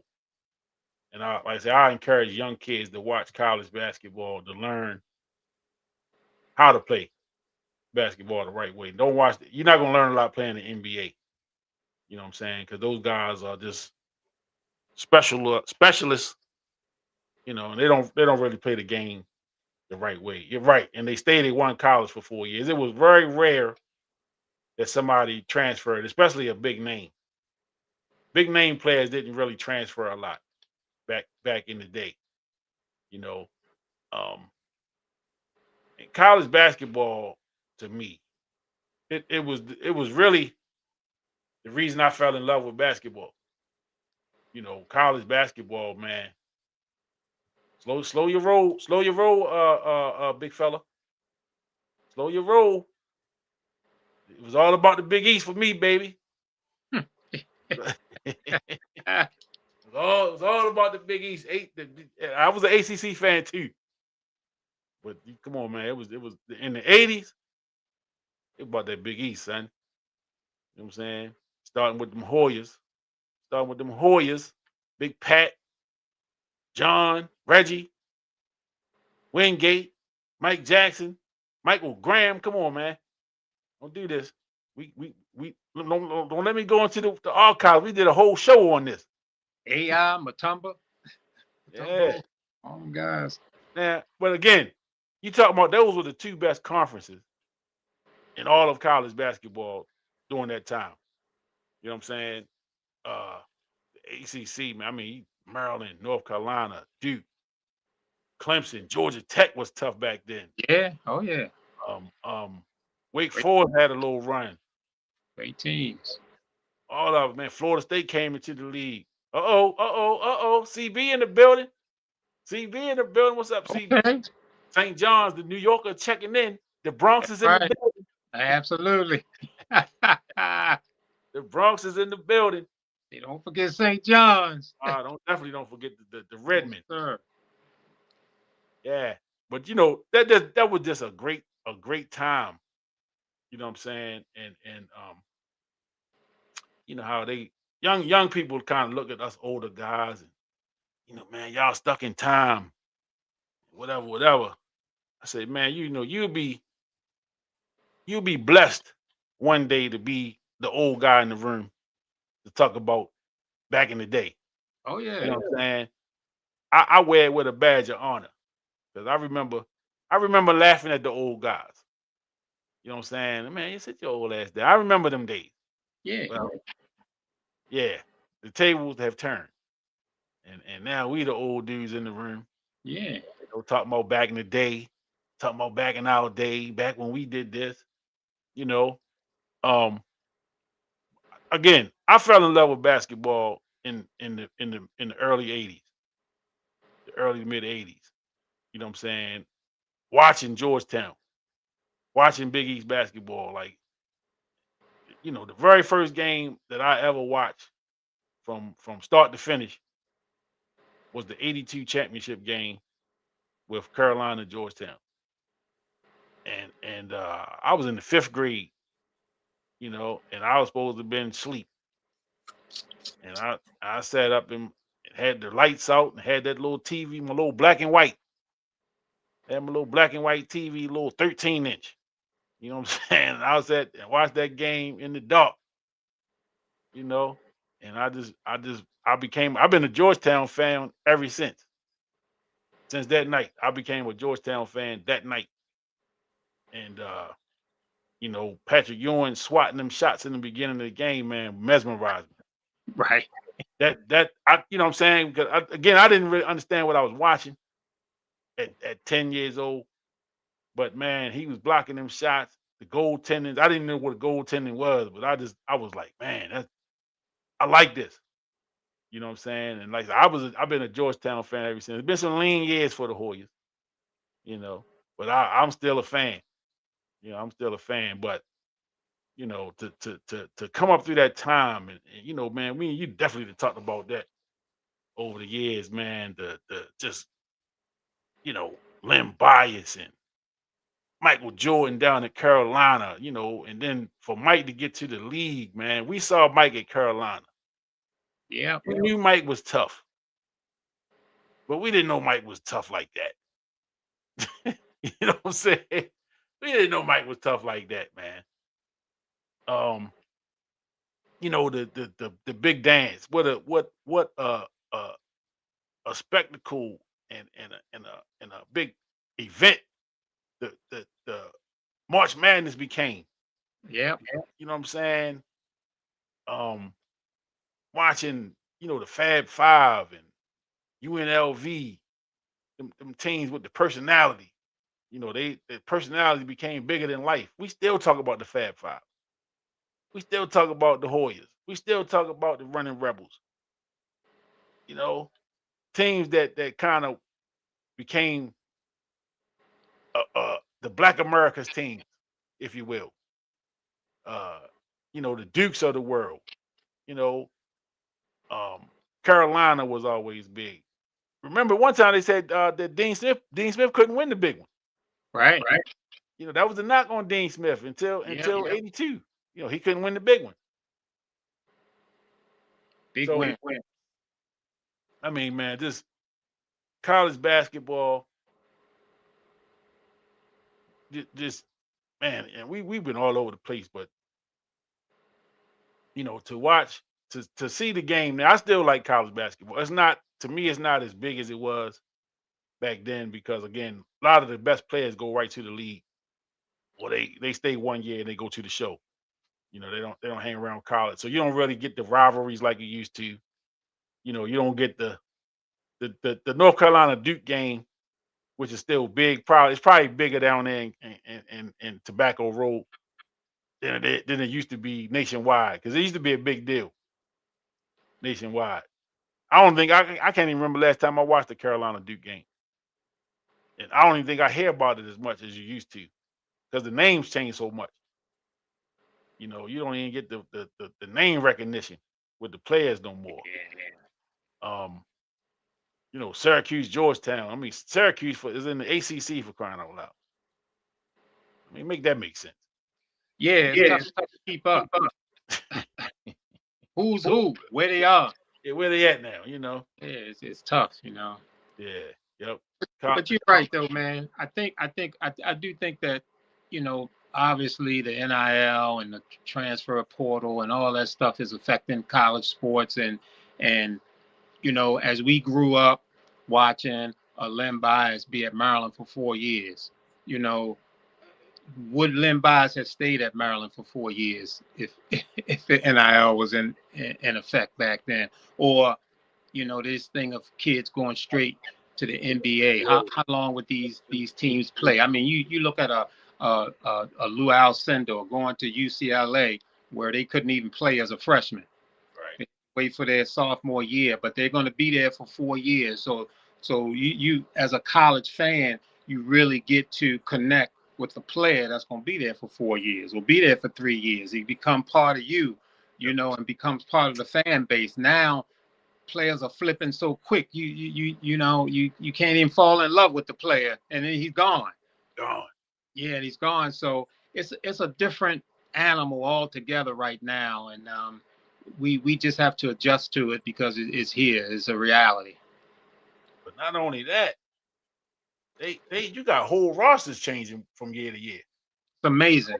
I mean, you got whole 12 players, whole brand new 12. Yeah. That's crazy. There's nobody on the Maryland Terrapin basketball team from last year. Unreal. Unreal. Brand new, totally brand new roster of players. Squad, man. That's unreal. Unreal.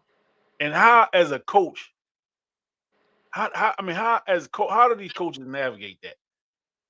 Chemistry is so important. You know how chemistry is. Yeah. As a coach, I don't understand. I envy the guys that coach college basketball now, with the landscape of college basketball, man. With, like you say, with the NIL.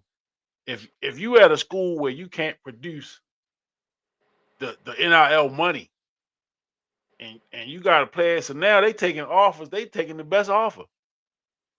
But look, I'm over here at Morgan State. Yep. And Cotman got a deal on the table that's gonna pay me this. If you can't match it, I'm out. And a lot of times they're not even having that conversation. They just taking it. They not, Taking it, yeah. it ain't even a bargain. They say, hey, I'm out. I mean, universities are reaching out to players and getting in their ear. It is hilarious to me. I guess it's because I'm the old guy in the room now. When I look like, college football season for the teams that wasn't in the playoffs ended about a month ago, month and a half ago.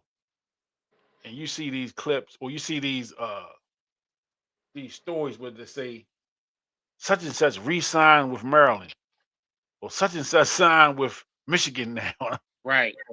And I'm like, sign? Ain't that crazy? What is going on?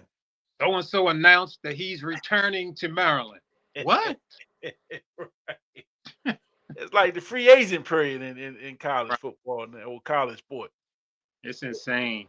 Yeah, it's just a new day, man.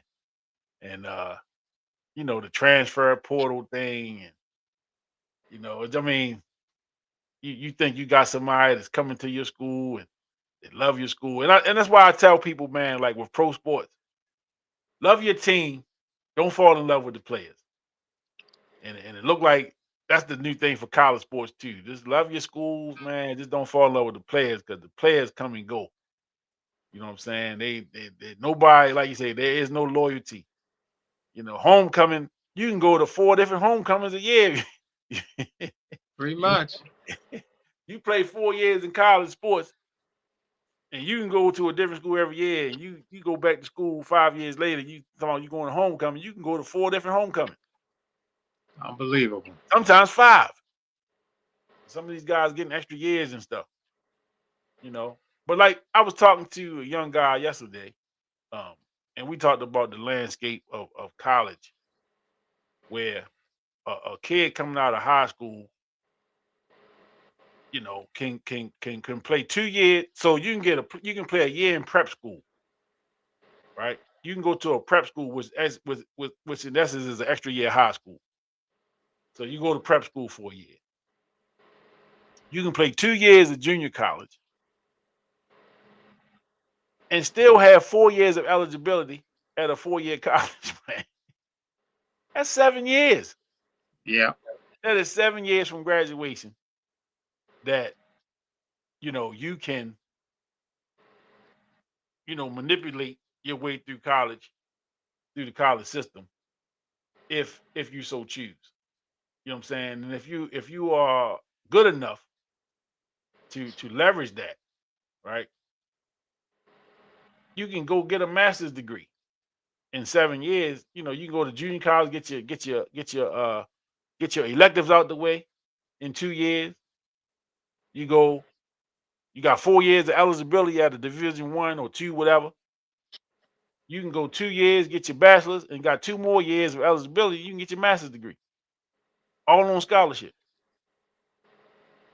This is crazy. And those players, man, a lot of those players are trying to maximize their money. A lot of them know that they're not, say like NBA talent or NFL talent, but the colleges are paying. So they Yeah, try to maximize that NIL money. Obviously, some of the, when you come to basketball, there's a lot more opportunities overseas and things like that. But just trying to maximize that money is what a lot of these college guys are doing. And I guess from that perspective, you can't blame them.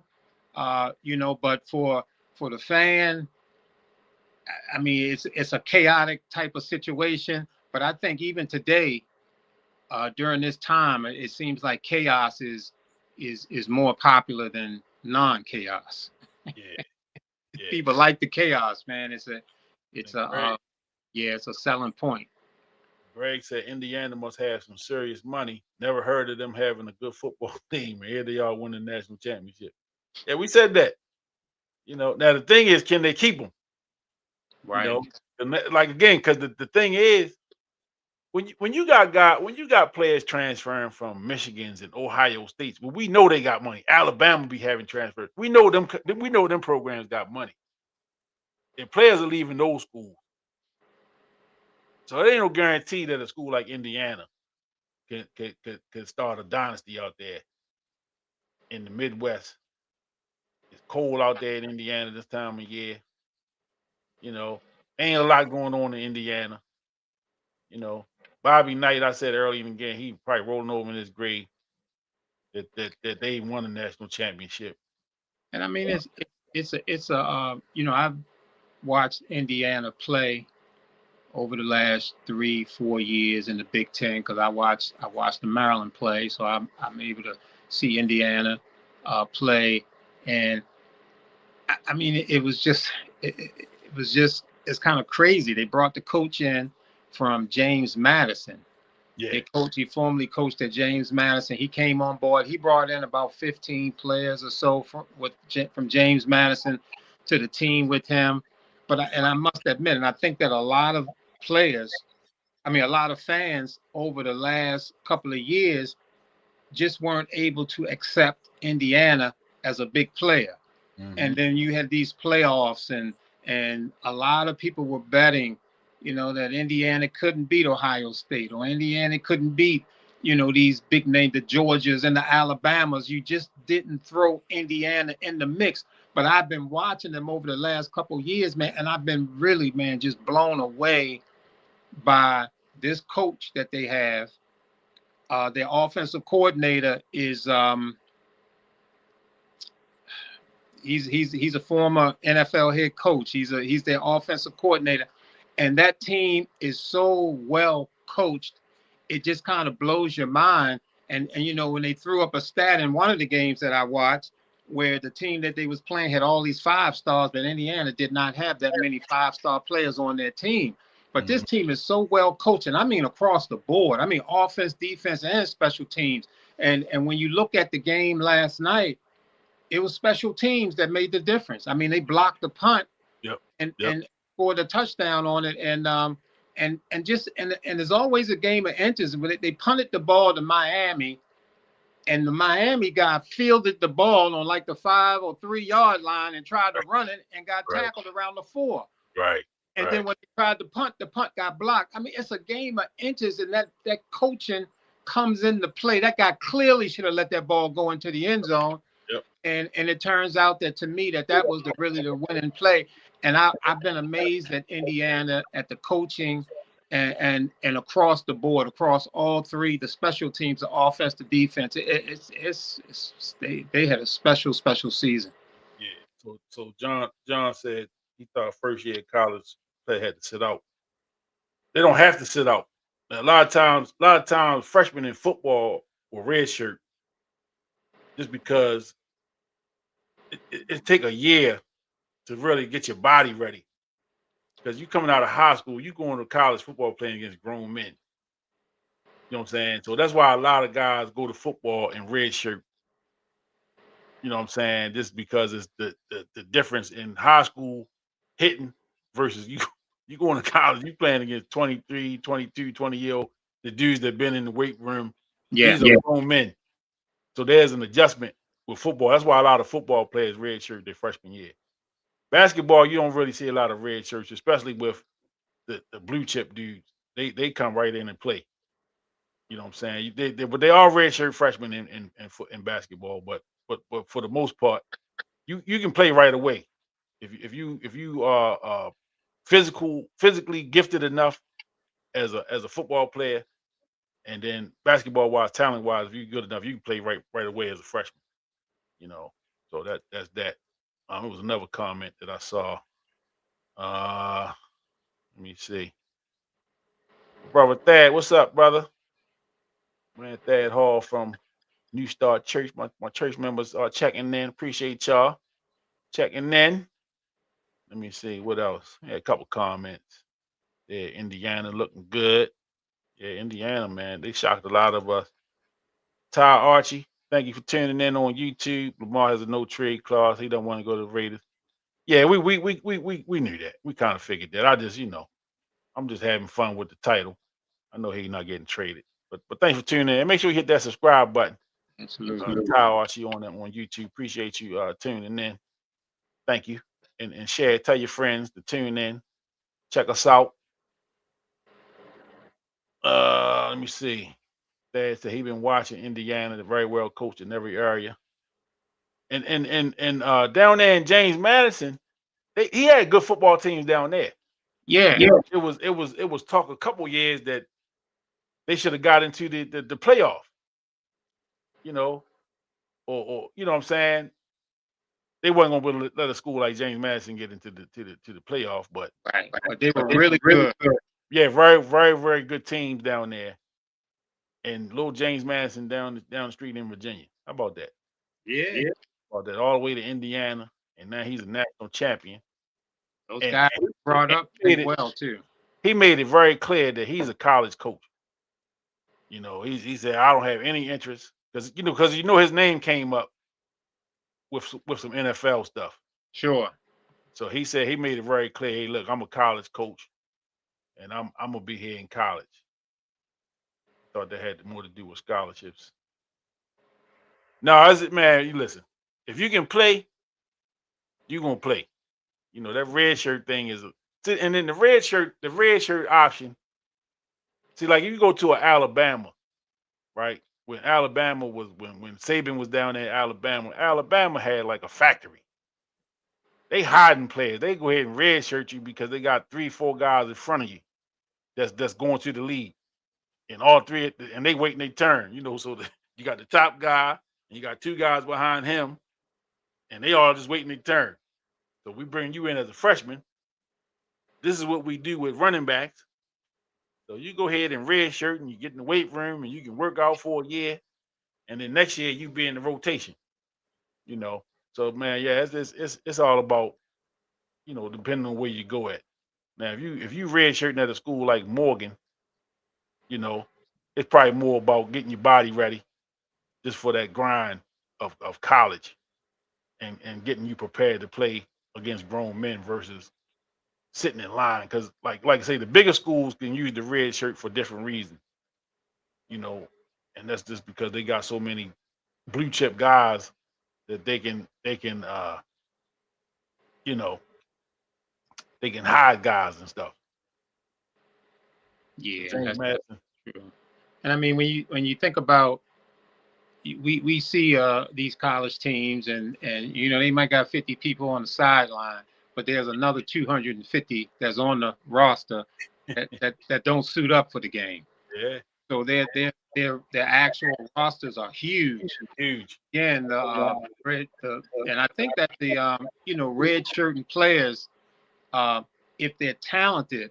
Now, to me, if one of them SEC teams, or LSU or Alabama or somebody, have some talented players that aren't getting that time, Mm-hmm. NIL, transfer portal, all those things are now, an option for these guys. So red shirting talented players sometimes or these days ain't quite the same as it used to be with all the movement of the players and the money and NIL. So it's a whole change.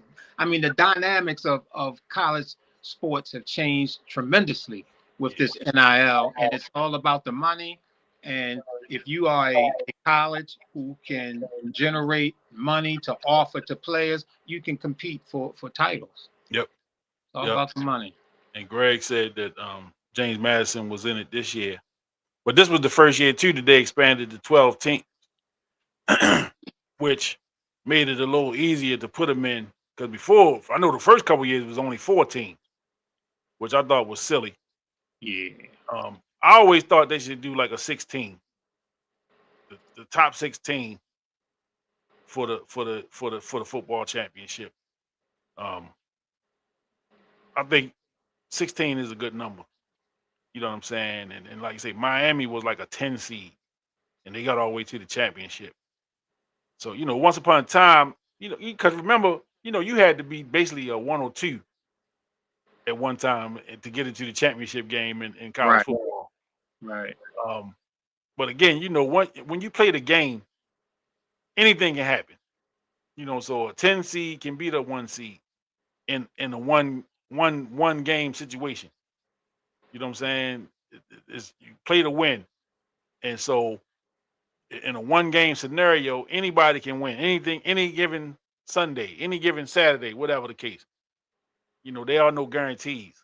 You know what I'm saying? So I like the 12-team format. That I think that worked pretty good this year. And like you said, there were a lot of people, even though Indiana was the number one seed, there were a lot of people that were just looking for them. They were going to lose at some point. They weren't going to go all the way to the championship and win it. And they shocked the world. You Yeah, know, they shook up the world, man. They really shook up college football. they did. Because, again, it's Indiana. You know, so many people get so used to Ohio States, Michigans, you know, Alabamas. You know, we LSU's, we so used to these teams uh being in the running and winning every year that you almost think it's impossible for Indiana. You know what I'm saying? To not only get in the thing but to win it.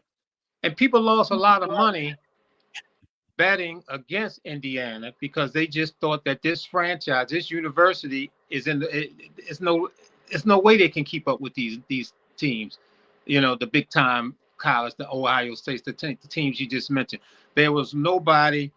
You know, remember my son was coming in saying, "Man, this guy keep talking about he losing money on Indiana. He betting against them." I said it's because people's mind has been set that this team don't even belong in there. What are they doing in the top 10? What? They number one. What? They ain't even supposed to be in this They thing. ain't supposed to be there. So everybody was betting that they were going to lose a lot of these games throughout, and they just kept winning. Mm-hmm. And that was Mike Shanahan, who's that offensive coordinator down there for Indiana. Like NFL coach Mike Shanahan? Yeah, he's their offensive coordinator. Get out of here. Yeah. Get out of here, man. I did not know that. Yeah. I did not know that. Wow. That's big, man. Shanahan is the offensive coordinator at Indiana. At Indiana, yeah. Super Bowl winning coach Mike Shanahan. Super Bowl winning coach Mike Shanahan. Wow. See, that's how much I played. That's how much attention I paid to college football. Right. I did not know that. Right. Wow. Wow, man. Yeah, that's huge. That is huge right there, man. That is huge. Wow, man. You just that's breaking news to me. I did not know that. Yeah, man, it blew my mind. And again, man, I've been able to watch Indiana over the last 2 or 3 years, and I mean, just seeing them play even before that, and it was just amazing to see them pull this team together and the way that they played on so well coached, man. And I think, you know, I don't know if people sleeping on coaching is all about getting talent, but coaching, man, still plays a huge role in success for these teams. I don't care what level you're on, and they proved it. It's one of the most well-coached teams that I've seen on the college level, on all three levels. I mean, just amazing. I will second that. You know, coaching matters. Because you can stockpile the talent, but if you can't coach the talent, because you know you talking about stockpiling talent, you talking about everybody was the man somewhere. That's a lot of ego coming into those buildings. Yes. And only a great coach, can really put people in position with all of that talent, man. You know, you gotta convince a guy that was the 3-time state champion and wherever he came from, and he broke the Russian record in the United States. He's the greatest, you know what I mean, whatever. Absolutely. And you gotta convince this dude that he need to sit behind 2 other guys. Right. You can't play right now, son. Can't play right now, son. You know, this is not gonna work. What? I was the player of the year in my city for 3 years straight. What the hell are you talking about? Unbelievable, man. So you are absolutely right. Dakota Miller, Shanahan is top 2 coach in the league. If you don't think so, your football knowledge is low. What are you talking about? Who is that, Shanahan? Shanahan. So apparently you came in after we were already talking about this. So Mike Shanahan, the NFL Mike Shanahan, the dad Shanahan, is the offensive coordinator for the Indiana Hoosiers football team that just won the national championship. We are not talking about his son, who is the head coach for. Who is he the head coach for? I don't even know who he. I'm not. We're not even talking about him right now. So, football knowledge aside, we talking about the father, who is the head coach, who is the offensive coordinator for the Indiana Hoosiers, who just won the national championship. So, yeah, whatever. Thanks for tuning in, though. Hit that subscribe button while you're over there. Do that. Yeah. We no the Shanahans. We know the Shanahans got a legacy. We know that. We know they're strong. The dad and the son. But I know that this dude Shanahan meant a lot to Indiana. Yeah. A lot. Yeah, man. And again, I didn't know that. You broke some news to me. I did not know that he was the OC down there. You know what I'm saying? Let me see, man. Thad said, Dean, you brothers are doing an amazing job together with the podcast. I'm waiting for your profile to be on the Sportsman. Hey, Who said that? my man Thad from Thad. Okay. He's Yeah. one of my brothers from New Start Church. Yes, sir. Brother Thad, good dude, man. Good brother. Good brother there, man. Yeah. We're gonna have to negotiate that. Yeah, how about that? That might be your agent, Dean. There you go. Yeah. Good stuff, man. Good stuff. But we ain't gonna negotiate on the air. No, not on the air. We can't do that. Look, they don't even listen, man. Quiet is kept. Me and Dean been doing a sports show for 20-some years. It's been a long time. It's been a long time. And most of our best material is not recorded. It's not recorded. We didn't have no cameras and microphones back then. But what we're seeing now with the sports mix over the last 4 years or so, it was ongoing even before it was on the air. Oh, for sure. Yeah, this just added to it. Added to it. Absolutely. I missed the CB had a comment. Let me see. CB, what you had here? Look at Ben Johnson with Calabo and the Bears. Right. I think Glennie said that, didn't he? Yes, he mentioned that. Glennie brought that up. Yep. Glennie brought that up. Because that dude, man, the quarterback for the Bears, man, the stuff he was doing was mind-boggling. Mm-hmm. And he certainly looked like he did enough to win. And that fourth down play that he made, and I think the Bears have more comeback victories than any other team in the NFL. And they've done a really, really good job with him at quarterback. And I sort of jumped on the bandwagon with them in the playoffs, and I was hoping that they kind of won that game. They came up a little short, but what a season for the Bears. And Ben Johnson is hot. This ain't the Ben Johnson on steroids back in the 80s running track. This is not that Ben Johnson now. Don't get confused. Yeah. So let me look here. Cause my guy is questioning our knowledge. I didn't quite understand that. I didn't quite understand the comment though. So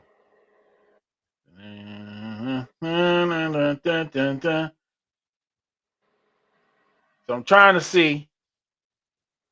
So they are not related. So these are different Shanahan. So we stand. So Dakota Miller, we stand corrected. This is not the Mike Shanahan from the NFL, and they are not related. Thank you for that. Thank you for that correction. But he's a Shanahan nonetheless.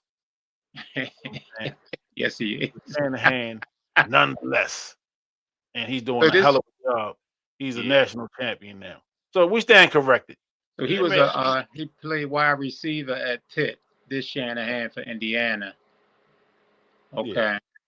Yeah, that's what Dakota said. And I appreciate you, Dakota. Okay, yeah, thank you. Just trying to be helpful. Go Niners. Dropping Well, hey, a little knowledge on us. However, he is not related to those Shanahans. now Dakota is a Niners fan. You know, so you're in the same boat as us. We Ravens fans, so you are in the same boat with us. We are watching the playoff. You know, and tough Oh, he said loss, go Niners, huh? Okay, so tough, he's a tough okay. loss for them 49ers over the weekend. Oh man, yeah, Yeah, that was tough. yeah. How about that? I Tough, mean, tough Seattle. loss. I mean, it was kind of bad for the Niners right off the jump when the guy ran the kickoff back. Yeah. It was like, wow, that's how this game is starting out. So yeah, that was a tough game for the Niners, but they still got and on top of that, they lose their defensive coordinator. Yeah. He's gone down there to Tennessee. So they looking for another defensive coordinator. I think this is like their third or fourth one in a row. And he got a Shanahan up there as the coach. Yeah.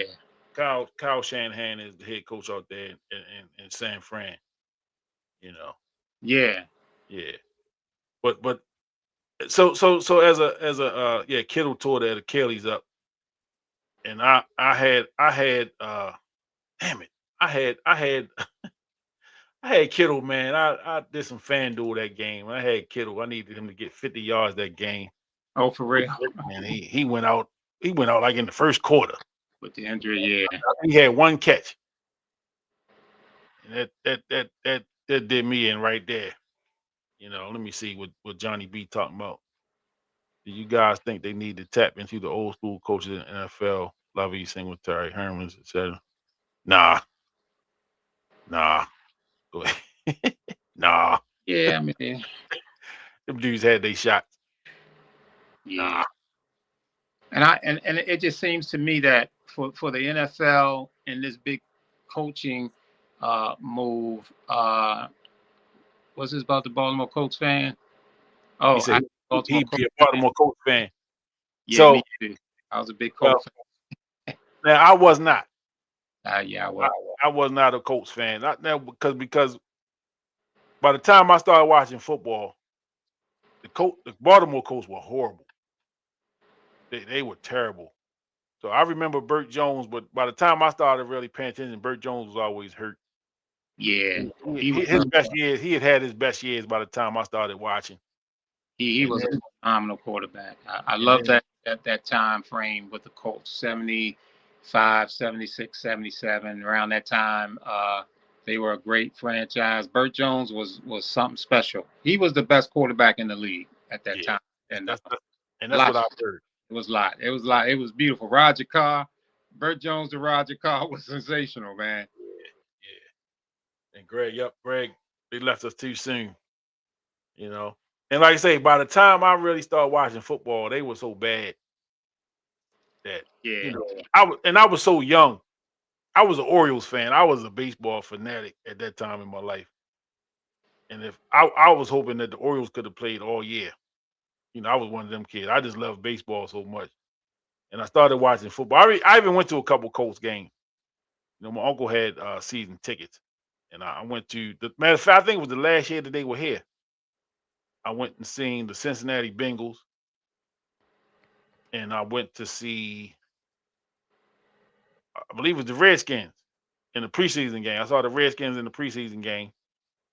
And then I saw Cincinnati Bengals when they had like Big Pete Johnson was running back and Penn Anderson was the quarterback and Chris Collinsworth was wide receiver. Mm-hmm. You know, and for all the people that give Collinsworth a hard time for his commentating, he's pretty good He's a pretty good football player. He was. He was a pretty good wide receiver, man. Pretty good wide receiver. Yes, he was. I know people get. I know he rubs a lot of people wrong with his commentary and you know he seems to you know he you know who his favorites are. Yeah, because he don't stop talking about them. But yeah, he was a hell of a football player. He was very good wide receiver. Yeah, and he got he was on both of them Super Bowl teams, wasn't he? I think he was. Yeah, he was at the end of his career the second time when the 49ers beat him. And the 49ers beat him both times. Yeah, they beat that. Yeah. But yeah, Collinsworth was a decent wide receiver. Yeah, them Cincinnati Bengals had some good teams up there, man. They really had some good teams, talented. The Icky Shuffle, all that stuff was going on up there. Boomer Esiason went up there and had him. Yeah, Boomer. That's right. Maryland guy. Coming out of the University of Maryland, old lefty. The lefty. Yeah. You know, and Maryland had some guys, quarterbacks that got to the NFL and was decent. They did, yeah. You know, Boomer, Frank Wright, man. Stan Gilbart was in the league for a couple years. Yeah, they had some guys that were a backup, but he was in the league for a few years. Yeah, Maryland got some guys around in the league. You know. Mm-hmm. But yeah, man, this college football came to a close last night with Indiana. The Indiana Hoosiers of all teams are the national champions in football, man. I mean, Bobby Knight is just not. You know, somebody go check on Bobby Knight. Yeah, he don't. I don't know where his remains are, but go check on him. Right. You know, because this is just not supposed to happen in football. Indiana basketball ain't. I don't know where they are now, but they haven't been at the level that Bobby Knight had them, obviously. But now, like you say, you got the football team who's been dynamite over the last couple seasons and now national champions. Yeah, Bobby Knight is rolling over in his grave, as they like to say. Yeah. Keep Smart hitting that game winning. Oh yeah. Yeah. Boy, that was a tough night for me. I'm a Big East guy. Yeah. And Derek Coleman was a super freshman. And I think he missed some free throws at the end of that game that could have put the nail in the coffin. That shot wouldn't even have mattered. Yeah. But man, I mean, that was just the excitement of college basketball, man. Sherman Douglas, the general. Derek Coleman, man. Oh yeah, man. Some great times, man. Great times, man. And you think about, despite all of the movement in the players that we talked about a little earlier because of the NIL and transfer portal. I mean, March Madness is still March Madness. Yeah. And that's a great thing. Despite all of the changes, that March Madness is still a spectacle that people tune into. People filling out their charts and want to know who's going to win the national championship. So that's a thing in college basketball that has still held its own. So I love that. Shout out to Carmelo Anthony in the 2003 Syracuse Orangemen. Yeah.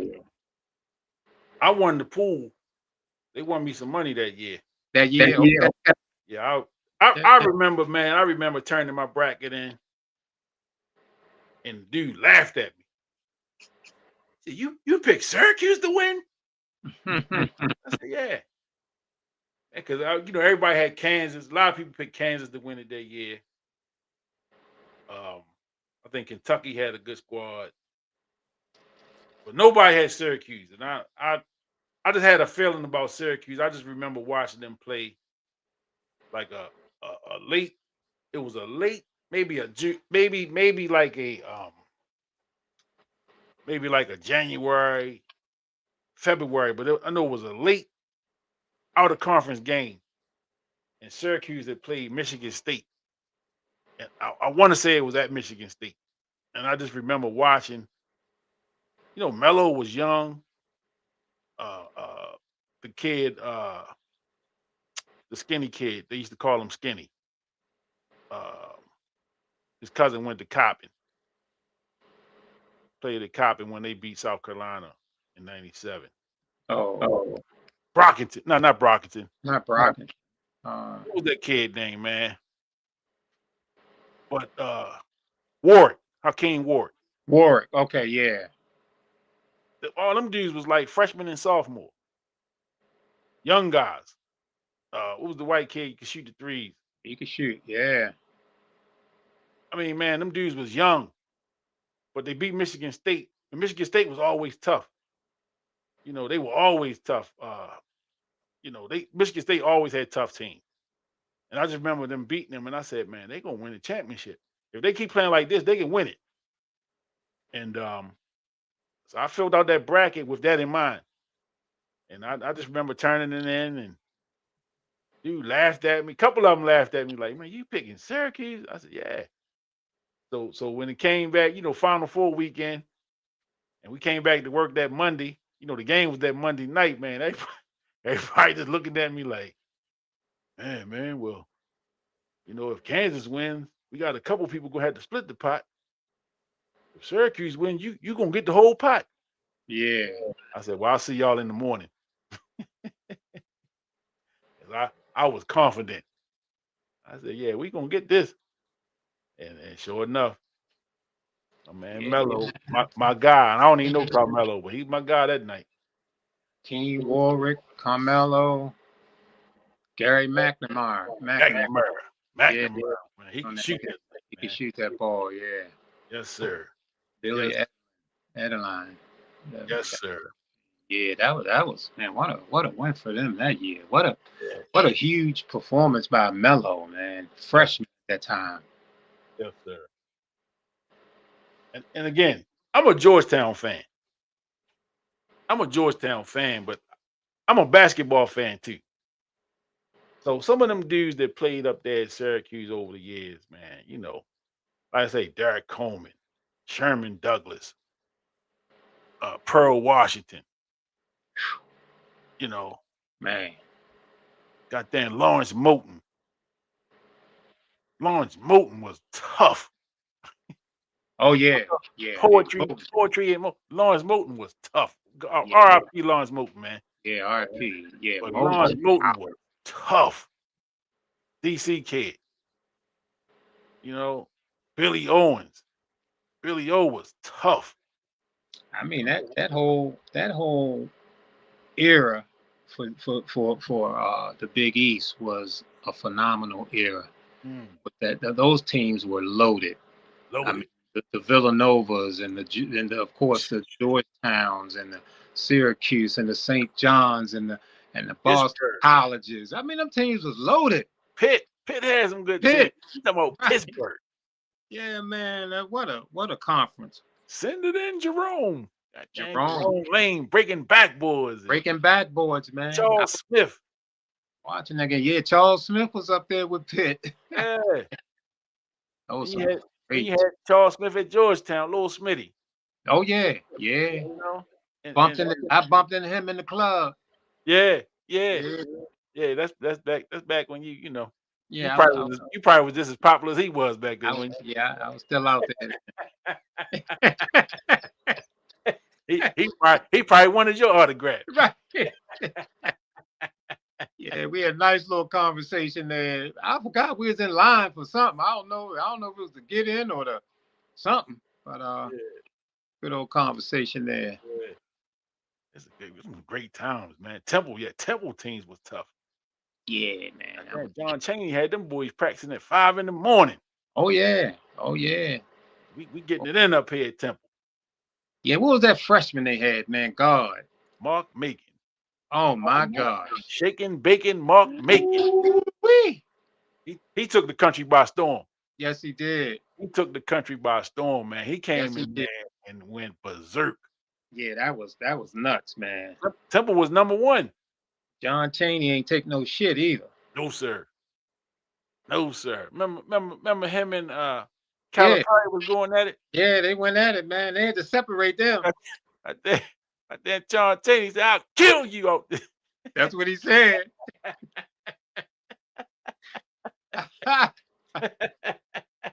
That was nuts. John Chaney said, "I will kill you." That's what he said, loud and clear.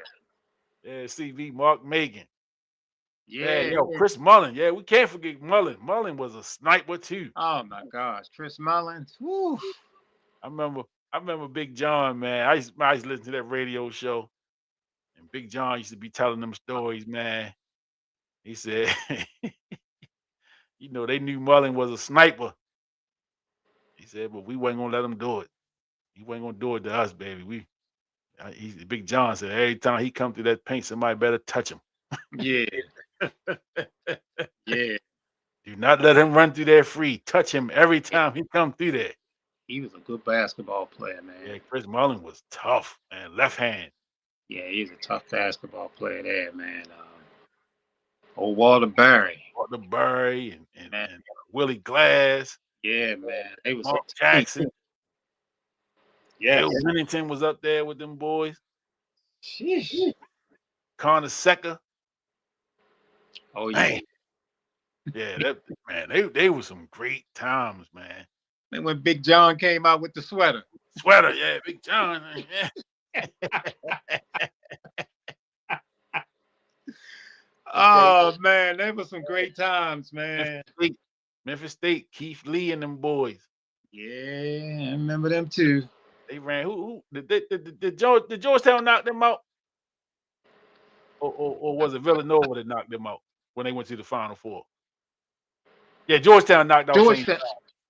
Yeah. Georgetown knocked St. John's out, and Villanova knocked out. Villanova knocked them. Yeah. Well, I was so hurt in that Villanova game against Georgetown. Oh man. Man, I was so hurt. Villanova couldn't miss. No, they couldn't miss. They had to play like that to beat them. They had to play like that, and they did it. Yeah, they had to play like that to beat them, man. Unbelievable. Unbelievable. Did Reggie hurt his ankle in that game? It was the game before. It was the game before that. Okay. The game before that, he turned the ankle, so he wasn't 100%. Right. Coming back for the championship game. But one of my favorites still today that went to Memphis State, and he came a little later. Anthony Penny Hardaway. Oh yeah. Penny, man. Without them injuries, Penny would be one of them ones right now. You know, we talking about Mike, and they debating Mike and Kobe and LeBron. Penny would have been in that crowd. You better believe it. I believe 1,000%. Penny was that. Yeah, absolutely. Penny was that. You know what I'm saying? Penny would dunk on you. Penny would dime you up. Penny could shoot the three. He'd strap up on you a little bit. Come on, man. Penny was Penny was the real deal, son. He had a very high basketball IQ, and that lets you know how deadly Mike was. Yeah. Because basically, man, he broke that team up. Yeah. Shaq and Penny. Yeah, man. Yeah. D. Scott. Yeah. Anderson. It was coming. They had a team, man. Horace Grant went there. Yeah, they was coming, man. But Mike came back. Yeah, because that team broke up in what? 90. They beat them in 96. 96, they knocked them out. They went to the Olympics, and Shaq went to LA in 96. Right. So 97, he was already gone. Well, you figure if they'd have stayed together. Yeah. I mean, I don't like the what if game. Right. It's tough to say. It's tough to say what if. But you think, I mean, the Bulls broke up in 98. The 98 was it for the Bulls. So 99 and beyond. Shaq went west. Shaq would have stayed east. Orlando was next up.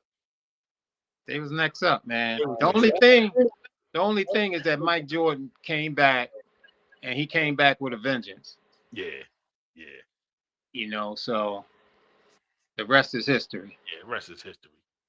You know, and we could talk about the greatness of Jordan. Yeah. You know, because there is no debate here. I ain't got to worry about throwing that subject out with me and you talking, because I already know what your stance is. Right. There is no debate. There's no debate. And I mean, I understand the young fellas. Yeah. I understand their thought process, you know, because they didn't see Mike. You know, I understand. I mean, LeBron looked like Superman out there, you know, with all the stats and all of that. But I mean, to me, there's just no comparison. I don't even think it's close. I don't think they should be comparing him against Jordan. You know, Using one of Stephen A. Smith's words, to me is blasphemy. Money Mike 718, what's happening on Mhm. YouTube? Thanks for tuning in. So if you watch the documentary, Shaq said he wished he stayed with the Magic his whole career because it was his most fun years and Penny was his favorite teammate. Yeah, Hey man, listen. yeah, Not only did I see the documentary, but I watched them play. yeah. I said, yo, they coming. They are coming. And just like Shaq was saying, you know, because Shaq played with Kobe, you know what I'm saying? It took Kobe a couple years. Whatever reason. Kobe was Kobe, but I mean, it took him a couple years to find his footing in the league. Penny came in the league like that. Penny came in the league like that. You know what I'm saying? He came in 93, 94 was his rookie year. 95, they was in the finals. Year 2, they were in the finals against the Houston Rockets. Did he come there as a trade on draft day? Was he in the Chris Webber deal? Yeah. Yeah. So Orlando drafted Weber, and Golden State drafted Penny, and then they flopped. They switched. They flipped picks. Yeah. And Sean Bradley was in between them. 076, Sean Bradley, Brigham Young. Yeah, Sean Bradley was the second pick. Went to the Yeah. sixth. And Sean Bradley, man, he was in a terrible accident. So you know he's in a wheelchair now. He's paralyzed. Is that right? I didn't know Yeah, that. he was paralyzed. He was in a I want to say a bike. He got hit on a bicycle, I believe. Wow. And he's been paralyzed. It's been a few years now. Wow. And I know he was a guest at I think he played some years with the Dallas Mavericks. Yeah, he was in the league for some years. He was a guest at the Dallas game. If it wasn't last year or early this season, he was. Wow. He was but they brought him out on the floor, you know, in the wheelchair and whatever. Yeah, that's But, unfortunate. yeah, just much respect to Sean Bradley. You know, we're not making light of him. Just, you know, he was the second pick. He was like the sandwich in between Weber and Penny. And but yeah, Sean Bradley is definitely paralyzed now. Unfortunately, he's still living, but he's paralyzed. Not able That's to walk. gotta be tough, man. Any kind of paralysis like that got to be difficult, especially when you're 7'6". I'm sure that adds difficulties. I watched him play a lot in college. He was a very decent college player. And if you remember, yeah, he did the sabbatical. He did the sabbatical. He did the 2-year Mormon yes, the Mormon mission. Yes. So he played his freshman year. He went on his 2-year sabbatical, and then he came back and declared for the draft. For the draft, yeah. Yeah. Yep. I remember that. Yeah. I remember that very well. And again, you don't see a lot of guys that size that are coordinated. Right. Especially back then. Especially back then. And so he wasn't like nimble, but he had some coordination. He was coordinated, yes. He was coordinated. He wasn't clumsy at all. No. I think him not playing those 2 years. Oh, it had an impact. Probably stunted his growth as far as a player. And he was going right to the league after the sabbatical. I don't think he got as much mileage as he could have gotten had he, you know, played another year or so in college. Because again, at that time, the guys just wasn't going right to the league. You came to the league, you had to be ready to play. That's true, and he was thin. Yeah, he was a skinny guy. League back then they weren't developing guys like they are now. Very slender at that time. Thad said Jordan was already on the level, but during championship games, he took it to another level above that and refused to lose. That's the only fire LeBron didn't have. Yeah. Mike Jordan, man, this was a different type of guy, man. He was different. Yeah, he was very different. And again, man, I don't even get in debates no more with people that want to talk the Jordan, LeBron, or Kobe, or none of that stuff. You know, because to see Mike Jordan at Carolina, who was the college player of the year, right? So we're not talking about somebody that just he came out of nowhere. No, he was a very good college basketball He player. was a college player of the year, You know what I'm saying? All American. The jump that he made once he got to the NBA, and I think the jump started before that when that Olympic team was playing against the NBA guys, Right. and he kind of gave them a glimpse of what was to come. And you know his biggest nemesis, Isaiah Thomas, is on film talking about Bob Knight, who was the coach of that Olympic team in '84, Yeah. telling him before they played that hey, he's a little different. He's a little bit different here, this dude. You And you know, I've heard Isaiah say, that, he's the only guy that beat Magic, Lakers, and Birds, Celtics, and Chicago's Jordan's Bulls.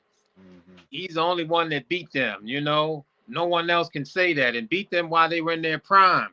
Yeah. I'm like, dude, Michael Jordan beat all y'all before he even played one NBA game. When that Olympic team played the pros, the All-Stars, he beat all of them on the same floor. Mhm. Jordan dominated them when they were at their peak, and he was just a rookie, hadn't even played an NBA game. Yeah. Unpopular opinion. Money Mike said he think Kareem is over LeBron all time easily. Well, again, welcome to the sports mix, Money Mike, because Yeah, that's not a real unpopular opinion here. no, it's not. You know, and my guy Dean always speaks very highly of Kareem Abdul-Jabbar Oh yeah, absolutely. or Lou Alcindor, Lou Alcindor. as he was known. You know what I'm saying? And like I say, Dean got to see him in a light that I didn't. Mm-hmm. You know what I'm saying? And so I always will defer to him when we talking about Kareem, because he got to see him at a time that I didn't. When he came in the league, Mm-hmm. he was the best player in the NBA as a rookie, As a rookie, in my opinion. Mm-hmm. Lou Alcindor was the best player in the league. And when you talk about high school, college, NBA, no one's resume is better than this dude's. Nah. And for me, Jordan is the greatest of all time, but I have not yet determined who's number 2 on my list. Yeah. But Kareem is there. Yeah. You have to consider Kareem. You have to consider Russell. You have to consider LeBron. You have to consider Magic. Magic. Them guys. So second place to me is the debate. Yeah. That's where all the debate should be. Not first. Money Mike said Kareem is number 2 for him. Yeah. Yes. Again, and I applaud that because he's right there, man. It's definitely not unpopular with us. No, not at all. Kareem for sure. Not at all. I mean, when you put his total body of work together, there's nobody even close. No, man. Nobody even close. You talking about from high school, college to the NBA. It's nobody even close. Then with his resume, bro, he had the most dominant shot in the history of basketball. That's Skyhook. And don't forget, they outlawed the dunk in college when he was there. Yeah. That was because of him. Couldn't dunk. Took it out. That's when the alley-oop came into play. Kareem, the best college basketball player of all time. Hey, you can get no debate from me. No debate. Yeah. Man, you get some New Jack or say, right. Which and Leighton wasn't bad. No, he had a phenomenal. Yeah, he had a great run. Yeah, no question, man, no question. But that shit that they was doing over at UCLA with Lou Alcindor and all, and they couldn't play as freshman. He couldn't play as freshman. Right, couldn't play as a freshman. Yeah, now that John, if you still watching, back then you couldn't play as a freshman. Right. Landon checking in. What's up, homie? Okay, Landon. definitely don't sleep on Doc and Bird. No, they in that mix too. Definitely. You know, Definitely. definitely don't sleep on Doc Yeah. or Bird. And you know, I was not a Bird fan by any stretch of the imagination, but man, to deny his greatness would be blasphemous. Absolutely. I would tell people don't even listen to me if I said anything foolish like Bird Oh, wasn't man. this or that. Larry Bird was ridiculous, man, as a player. Yeah. Ridiculous. And you know, with Doc, I do have to admit that I did not get to see his glory years in the ABA. Mm-hmm. Mm-hmm. And I know that he was something special over there. And so I kind of missed out on that part of his career, unfortunately. Yeah, Thad got LeBron third, Magic fourth. Yeah. And Yeah. I'm assuming that's behind Mike and Kareem. Mm-hmm. Funny Mike said he only 29 and he know and study the game. And you know, most young guys wouldn't even give Kareem any kind of glory. So True. for me, 29, man, True. I respect 29, that. yeah. Definitely respect your studying of the game and knowledge of the game, Yeah. man. That's big props to you. I mean, for him to even mention Kareem at that level of being number 2 shows you that he has some depth of knowledge of the game, because at 29 you don't get that. Mm-mm. Yeah, you don't get that. Because it's been almost 40 years since Kareem played. Yeah. So He's you been clearly didn't see him play. right. Yeah. But he was a force, man. That guy was Yeah. I just thought it was unfair. When he came in the NBA, Mm-hmm. it was like it was just unfair because nobody could do anything with him. They couldn't do anything with him. Yeah. With that sky hook, Mm-hmm. man. Yeah. And then, like I say, by the time I kind of seen who he was, or kind of knew who he was probably in his 30s at that point. And that's all he had pretty much with the sky hook. Yeah. You know what I'm saying? He was sky hooking you. He didn't have six, because I seen some younger footage of him. Mm-hmm. Like you say, when he came in the league and he was athletic, you know what I'm saying? He would dunk on you a little bit. You know, he was blocking a lot of shots. Mm-hmm. He was just more dynamic a player, Yes, he was. you know. And when I saw him, he was great. You know what I'm saying? So I ain't saying that he was 30 and washed up. No, he was still 30 and tough. Oh yeah. Oh yeah. Look. See, you know, you knew the jokes was coming. Uh-oh. Uh-oh. Oh Lord. Dean, you missed the doc in the ABA because you was dancing on Soul Train in the Moon Man Connection.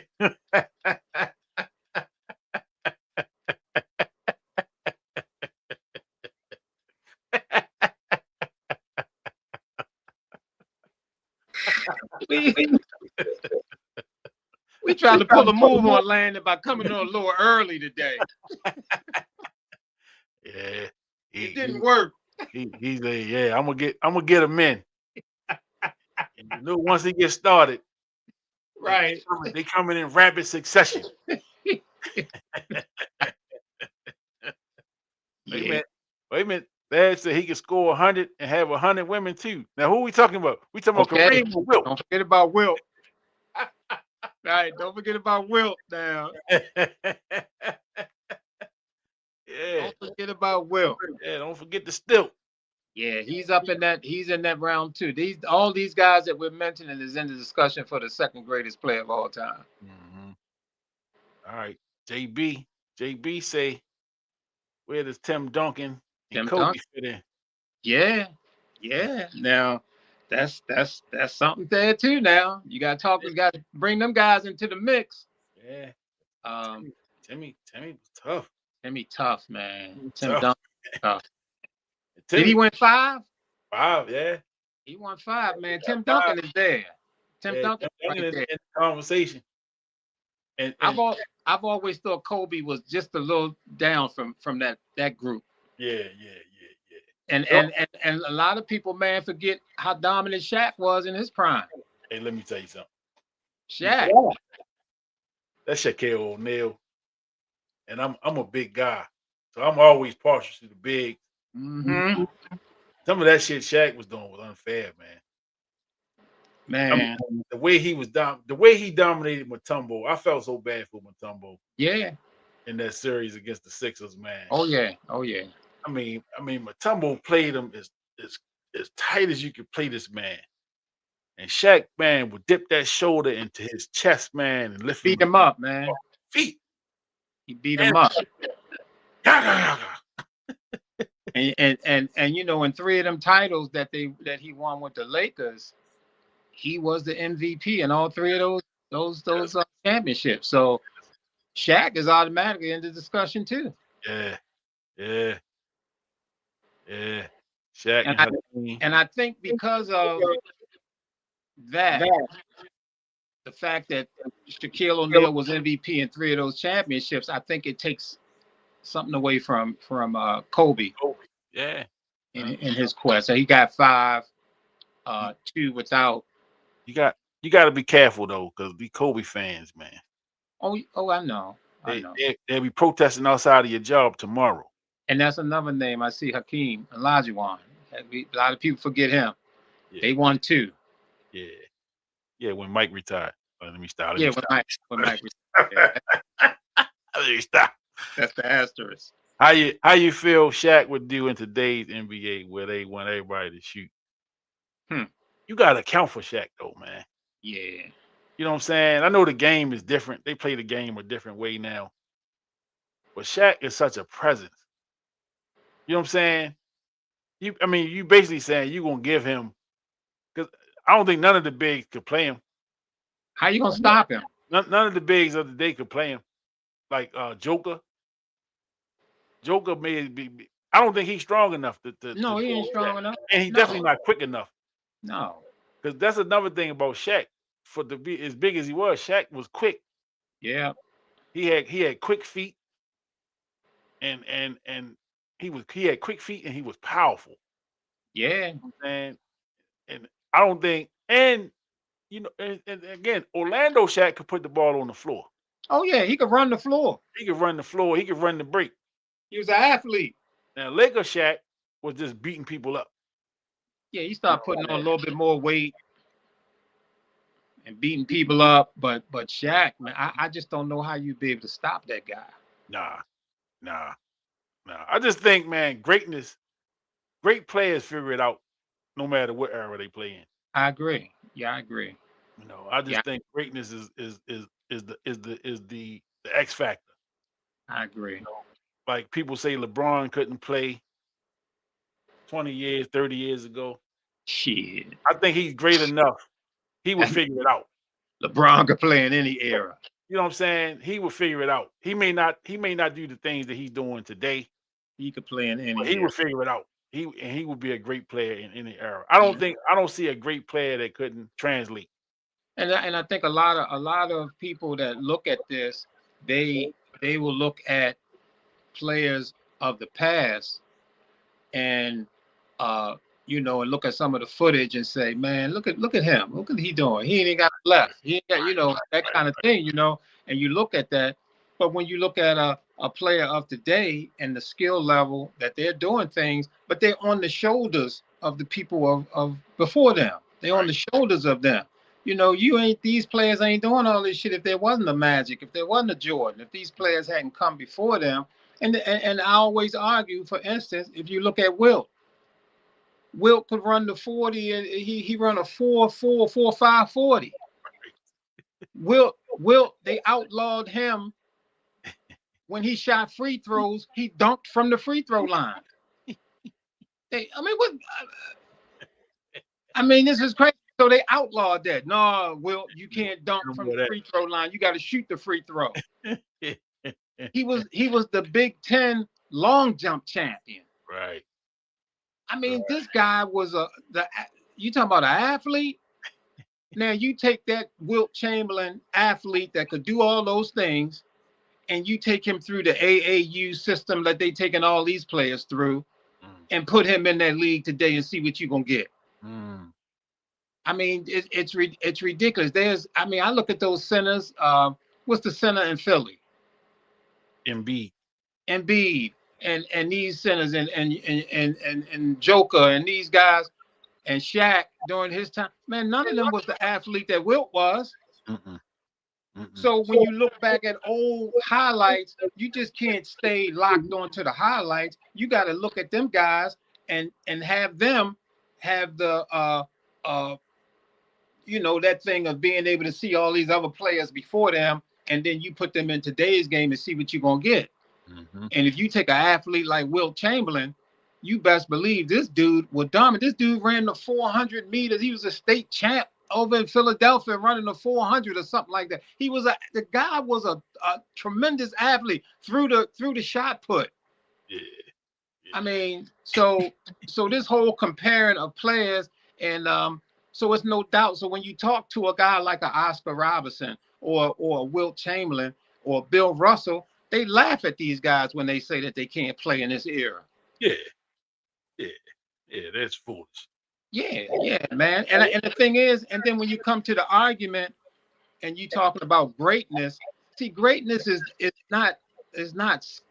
I mean, it's skill there, but it's not just about who's the best. If you look at what's the guy name? Say like Tyson Gay, who's a sprinter and ran 100 and whatever time, and Justin Gatlin, and they ran 100. These American sprinters, and they actually ran faster than Carl Lewis. But are they as great as Carl Lewis? Right. Hell no. Right. They're not as great as Carl Lewis, but you could say that they were better based on their time.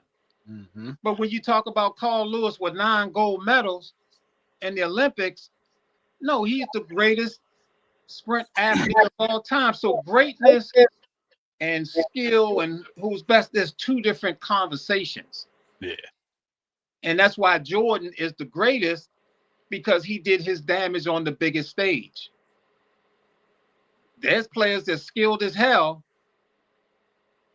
They talk about certain players. I heard Dr. J say, I don't know why you talk about the NBA. It's a team sport, so you can't talk about who got the championships. No, you can talk about that, because playing for the championship is the biggest stage. And when you got a player who dominated like Jordan did and got the 6 MVPs, he was the man on those championships, double repeat. I mean, that's greatness, man. That's greatness. Yeah. This just not gonna be denied, man. Yeah, I mean, this MJ, and then so you talk about, Carl Lewis. Carl Lewis in his time, one of the greatest Olympians that we've ever seen. His only failure was trying to sing the national anthem. That was it. That was his only failure. He said, "Uh-oh." That was his only failure, was trying to sing the national anthem, man. Yeah. His athletic record is what it is. Yeah, Carl was full of himself. He went a little outside his lane on that one. Yeah. So better, Johnny B say, better coach Phil or Pop. I'm gonna say, wow. I think Pop is considered a better coach, and I think Phil. I think they don't give Phil credit as a coach, more so as an X and O guy, because I think Tex Winter is supposed to be the architect of the triangle offense, which I think the Lakers and the Chicago Bulls won with the triangle offense. And then the amount of talent that Phil Jackson coached. He had the greatest player ever, Michael Jordan, and then you had Kobe and Shaq. Right. 2 guys that are in the conversation for number 2. Right. Right.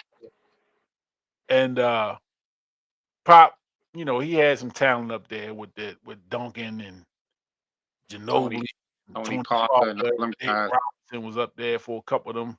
Dave Robinson was with. I think Dave Robinson got 3 of the 5. Dave Robinson was up in there, yeah.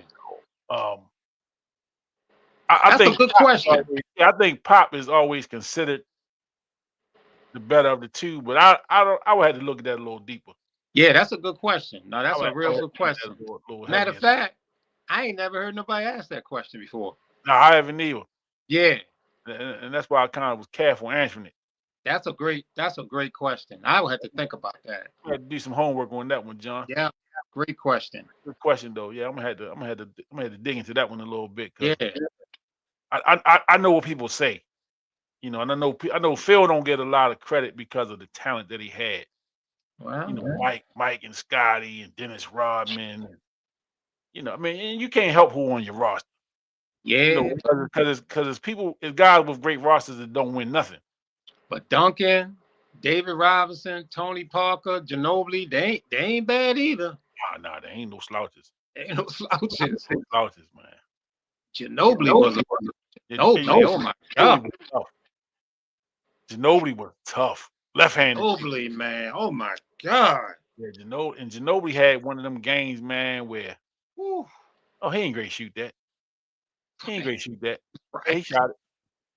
He ain't Whew. great take that shot. He ain't great. Yeah, he did it. Oh, he ain't great dunk on you. Yes, he did. Man, Awkward. that guy. He would take awkward. He coming off the wrong foot Oh man. and will flush that thing on you. Yeah, he was something. Tony Parker going up and down the floor 100 miles an hour. He was a zit. Right.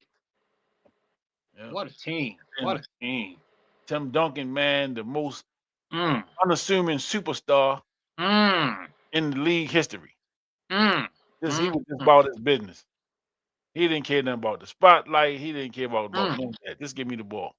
And the thing about it was that we had we were able to see him in the ACC when Joe Smith was in there and Rasheed Wallace was in there. Yeah. And Tim Duncan. Oh man. Wow. Wow. I think, again, this the old man in me talking. I think that's what's missing. That young people don't get to see that. That we don't get to see we don't get to see guys grow up. Mm-hmm. Guys they become these high school phenoms.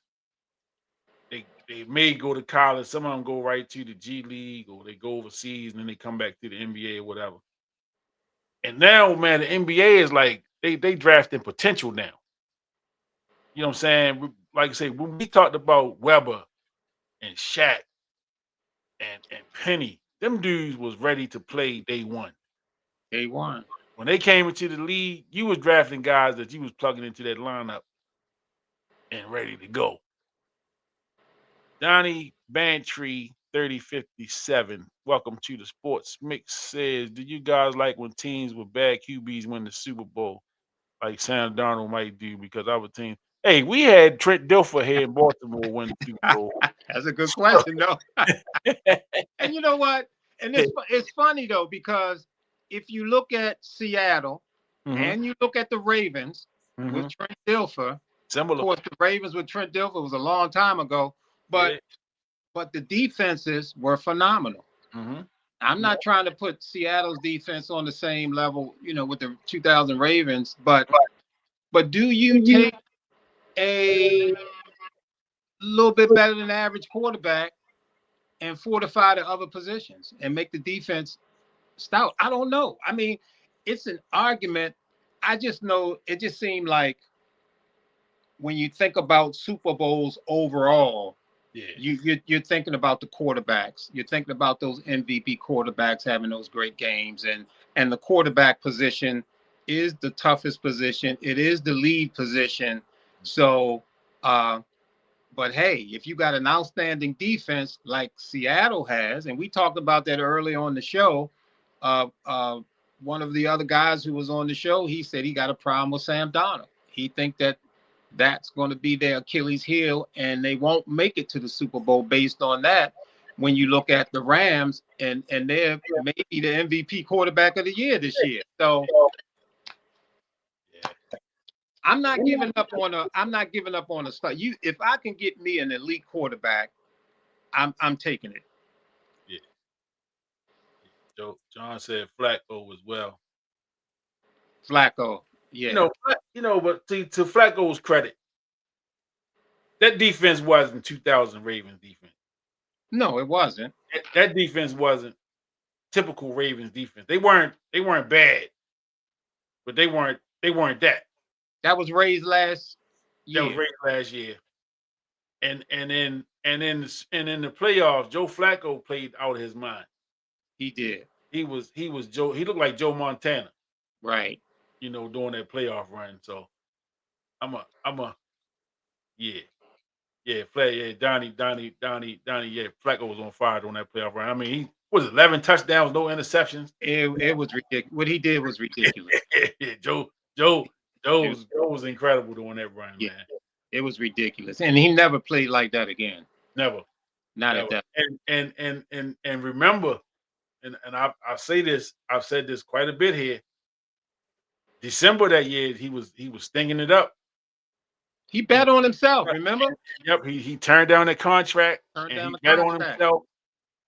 Early in that season, he turned down the contract offer the Ravens made him. He said, "Nope." Nah, he said that ain't enough. I'm gonna play the season out, and we're gonna see what happened. And then I mean, they backed into the playoffs that year. A lot of people don't remember that because they won it, but they backed into the playoffs that year, and they got into the dance, and it was all over after that. Saw what they did, And and one of the things that with that Ravens team is I mean, Ray was still there, and to me, Ray Lewis is on Mount Rushmore for defensive players all time. He's one of the guys that's up there on that list. And then if you want to talk about, and I'm saying this really across all sports, I think that Ray Lewis is also on the Mount Rushmore of greatest leaders. And that goes across sports to me. He was such a great leader, in that locker room. And I think even when you talk about Harbaugh winning Super Bowls and haven't won anything since then, you look at the makeup of that locker room, Ray Lewis ain't there. Ed Reed ain't there. Some of those leaders aren't there anymore. So, yeah, that guy Ray, he was something special. And see, talking about Flacco doing that run, so they beat the Colts here in Baltimore in the division round or the wild card round, whatever. Yeah. They go out to Denver. What a game. And you talking about it was cold like it is today. Yes, it was. I remember that day like it was yesterday. Frigid. I got a TV that day from Rent-A-Center. Okay. I still got that TV because I bought it. I wasn't gonna rent it. I bought that thing, but I still got that TV today. The TV was delivered that afternoon. The game was that evening, and I remember sitting in my living room at the time, and I'm watching it, man, and it's like, man, we great lose. We were great to lose. We great lose this thing, man. And Flacco threw that thing out there to Jacoby Jones, man. That's probably one of the. It got to be one of the top 3 plays in Ravens history. Yeah, that play right there got to be one of the top 2 or 3 plays in Ravens history, man. I mean, man, when the defense should have never allowed him to be open like that. They should have never allowed him to get behind him. Right. Flacco went and threw that thing out there as far as he could throw it. Jacoby went and ran up under that thing and was nothing in front of him but great. I mean, can you think of a play that can be above that? I'm trying to sit here thinking of what is above that play. I can't find it.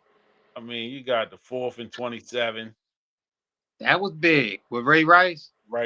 And that was the same year, wasn't it? I think it was. That sort of got him in the playoffs. Wasn't that year? It was the year before. But it was in that run, doing them couple year run with that same playoffs. Yeah, that was big. That was big too. But I mean, yeah, that might be it. I think that's it, man. I think it is. the Shannon Sharp touchdown from what they was at the 5-yard line. That was big too against the Raiders. The Ray Lewis stop against San Diego on 4th down. Or even the Ray was that a fumble interception against the Titans? Titans. Yeah, but I don't know. Jacoby I think Jacoby is it, man. I think that play to Jacoby Jacoby might be number one. I think that might be number one, man. I think it is. We gonna have to put a poll out. Yeah. We had to put a poll out and see what the greatest Ravens played. Ravens That one right played. there, man. But I remember when he caught that thing, I jumped up and down in that living room. Wow. And I said, "We gonna win the Super Bowl. Wow. We gonna win the Super Bowl." And that game that just tied it up. That play didn't even win the game. That just tied the game up. Right. Because the game went in overtime. And we won it in overtime. Won it in overtime. And still had to go to New England. And had to go to New England. I said to deal with Tom Brady. Tom Brady. I said, we gonna win the Super Bowl after that play. Who did the Colts have as their quarterback? Because Manning was in Denver, right? Yeah, Manning was in Denver. They had the young boy. The young boy who retired kind of early. Yeah. Damn, from Stanford. Right. Damn, I can't remember his name. That guy. Andrew Luck. Andrew Luck. Right. Yep. So he went through. And you know, and it's funny, man, when you think about that time frame. So he beat Luck. Mm-hmm. He beat Manning. Then he beat Tom Brady. And then he went in the Super Bowl and beat Kaepernick. Yep. Hold down. Some legendary names. Man, that was a hell of a run, man. Flacco was on one. Oh yeah, no doubt. And got paid. Yes. And got paid. And again, he bet on himself and went and got that money, man. I wasn't mad at him. Go get your bread, son. And Beyonce was there too. Let's not forget Lady B. She was there too at halftime. So it was legends all over the place. So many legends that the power went out. Power went out. Too much star power, man. And B, so if B was there, I'm sure Jay-Z was in the building. Yeah, you know Jay was somewhere there. He was in the building. He ain't letting her go nowhere without him. Nah. Yeah, Joe was on fire that run. Man. Oh man, unbelievable. And they threw that money at him. They threw that bag at him. Yeah, I guess old Bishotti said, yeah, well, he bet on himself. I guess I gotta pay him. Smart. Yeah, he bet on himself. You gotta give Joe credit. Yeah. At that time, you know, Joe probably was popular, man. Come on, Joe, let's go to Vegas. And what we putting the money on today, baby? Yeah. Joe was making them babies. Yeah, Joe got about 7 kids or something. No? Yeah, Joe was making babies now. Yeah, he was stair stepping them things too. Yes, he was. He kept his wife. Hey, you be there when I get back. Goddamn it. They used to say back in the day. I hope I ain't upsetting our female listeners. This is a saying back in the day to keep them pregnant and barefoot.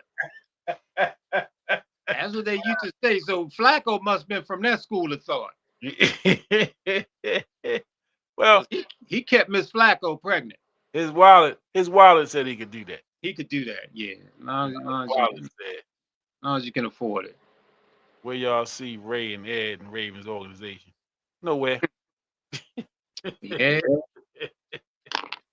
Nowhere. Right. Come back on alumni day or something. Ray, bring Ray out the tunnel. You need to do the little squirrel dance and shit. You know. I don't see them dudes as coaches or front office guys. No. You know what I'm saying? I just don't. I don't either. I don't see them as that. I think they can do it and can be effective at it, but I don't see. I mean, I remember Ed Reed was looking at one of the HBCUs at one time, mm-hmm. That didn't work out. I think they even threw Ray's name out there in the mix for a couple of them positions out there. Yeah. But yeah, I don't see him. Mm-mm. They haven't jumped into it at this point. I'm not sure if they're gonna jump into the coaching thing. Nah, then see they can't go. They wouldn't be able to go to Miami and be on the sidelines for them games. It'd be too Right. much Ravens and stuff. Right. So They might have a game. Y'all might have a game on Sunday. Ray somewhere preaching in church. Can't get him to the sideline. You want to go back to the old day? I want the games to start at 2:00 in Baltimore. Some people don't remember that some cities the Sunday game didn't start until 2:00 because of church. yeah. And Baltimore was one of those cities. Yeah. Yeah. Yeah. NFL said no more of that. No more of that. No more of that stuff. We starting at 1 and 4. 1:00. Period. You know what I mean? You get with the program. Yeah. What do you say? Get down or lay down? That was it. Nino Brown, them boys. 2:00 start. A lot of people don't remember that. Yeah, I vaguely remember that. Yeah, they started at 2:00 in Baltimore. Yeah, well, I told you I looked at some old games on YouTube, old Baltimore Colts games on YouTube, and that Memorial Stadium was a dump. Yeah, yeah. When you look at stadiums now, let me Compared now. comparative stadiums now, which are football only stadiums, they build stadiums just for Right. specific sports. But the Memorial Stadium was multi-purpose. You know, Memorial Stadium was baseball and football. Played in a lot of dirt. And a lot of dirt. The baseball diamond ended at the 50-yard line. Yeah. So that that just tell you talking about from the 50-yard line to the end zone, you had a baseball diamond. So you a lot of dirt. The uniforms did not stay clean like they do today. No. How you think Harbaugh would do with the Giants? It's a good question. Well, again, I think Harbaugh is a good coach. I think he's a good coach. He's gonna do as good as the staff he built. You know what I'm saying? If he built a good staff, and I don't know much about the Giants, how their front office work with respect to drafting players and how they build teams. But I think if Harbaugh get the right tools, and I think he got some say so in personnel, a little more say so than he had here with the Ravens. I think he'll do well. I think he'll do well up there. He in the NFC East, so he got the Eagles to contend with, the Commanders, who they had a bad season this year, but the Commanders not a bad organization. The Cowboys are the Cowboys. They're gonna be up, they're gonna be down. I think Harbaugh will do well in NFC East. Again, it's tough. It's tough to say, but I think he's gonna do well. I think he'll be fine. I think he'll do fine up there. Like Greg said, he got 100 million. So he's gonna be great.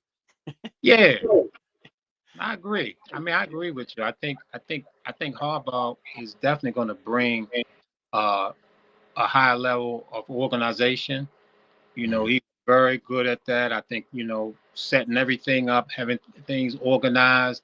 A lot of the foolishness, a lot of like you can look at some franchise like Cleveland and some of these franchises where they just can't get it together. A lot of foolishness is going on. John Harbaugh is going to straighten all of that out. He's been so consistent in Baltimore, having them 18 years under his belt. So he's definitely going to bring something to the table. And I agree with Big Kenny that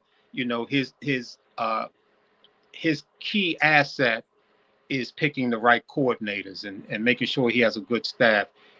He's only going to go as far as his coordinators. He was a special teams coach. John Harbaugh can't grab the playbook from the offensive coordinator and say, "Go over there, I'm calling the plays." He can't do that with the defensive team. He can't call no defensive plays, but he can put somebody in that spot, and he trusts him. Is all on Monken. That's why when Monken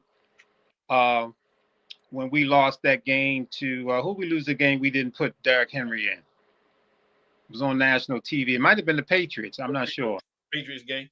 Yeah. So when you have a game like that where Monken is calling offensive plays, and with 12 minutes left in the game, Derrick Henry had been cooking that game. He's sitting on the bench the whole time.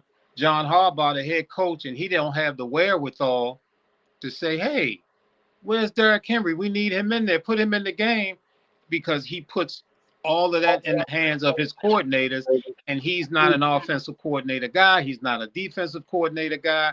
He's never been that offensive coordinator, never been a defensive coordinator, never been a linebackers coach, never been a defensive line coach, never been an offensive line coach. He don't have those X's and O's. But when you talk about bringing the organization together and him picking the right coordinators, that's, to me, that's his strengths right there. And he'll help the Giants. Yeah, he'll be fine up there. He'll be fine. Yeah, he'll be fine. So John got a basketball question. Remember when Eddie Jones was compared to Kobe? Well, Eddie Jones came first. Eddie Jones was ahead of Kobe. Yeah. They actually traded Eddie Jones so that Kobe could get more playing time. Because Eddie Jones was the starter. Yeah, Kobe came off the bench. Kobe played behind Eddie. Right. And Eddie Jones was tough. He was a good ball player, man. He was tough. He wasn't Kobe tough, but he was tough. Yeah. He was an all-star. He was an NBA all-star. He was an all-star. Yes, he was. He was an all-star in the league. So he had a good run. Yeah. What college he come up out of? Temple. Exactly. Him and Aaron McKee down there. Yes. Him and Aaron McKee was together down there at Temple with John Chaney. Yeah, I remember that. You know, the thing with Kobe just had this insane workout mentality. I mean, when you talk about players getting the most out of themselves, Kobe is there. Kobe is there. I mean, this guy, I mean, it was insane the way he worked out and the way he got his craft to near perfection. The man got everything out of his body. So yeah, early on, Eddie Jones started.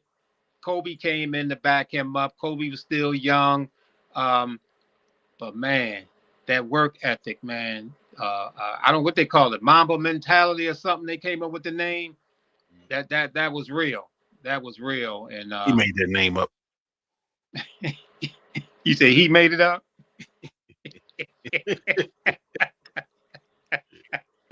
Rest in peace to Kobe Bryant, though. Yeah, man. Yeah, Kobe was Kobe was something, man. He was insane with that workout, man. He got the most out of his body. And you know, just like AI said, man, you know, we had the game and I said, come on, man, let's go. I'm gonna hang out, man. What you gonna go? You rolling with me? Nah, man, I'm going to the gym. And I've heard his old girlfriend say that she over the house with him, you know, and all he wanted to do was look at Michael Jordan tapes, Come Fly With Me, and those things, you know. And, you know, she over there, you know, trying to get it in. and Kobe was checking out Come Fly With Me. Yeah. She wanted him to come fly with her. He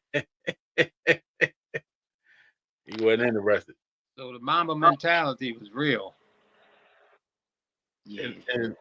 But it go back to you know, the work ethic and what it take to be great. You know what I'm saying?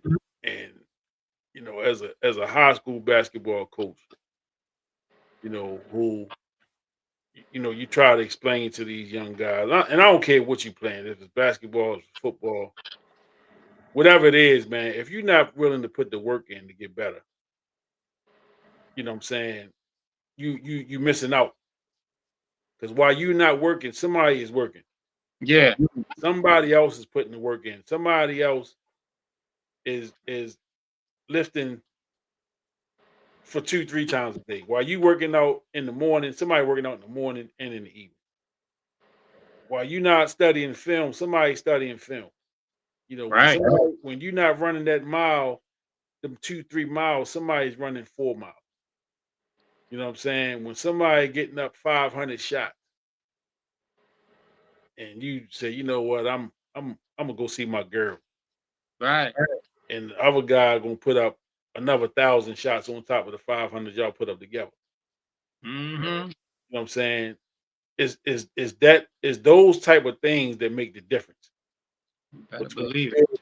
between good and great. You know, between Just, good and great. just think how great Wilt Chamberlain could have been if he had knocked down 10,000 women. How many points you think that man could have scored if he wasn't knocking down 10,000 women? You shortchanged him because didn't he say 20? Oh, it was 20,000 women. My bad. Will said 20,000, man. He said 20,000. Don't shortchange him now. My bad. Right. 20,000 women. 20,000. Yeah, give him all of that. Right. Yeah, you right. You know, Yeah. Wilt shortchanged himself. He shortchanged himself, man. 20,000.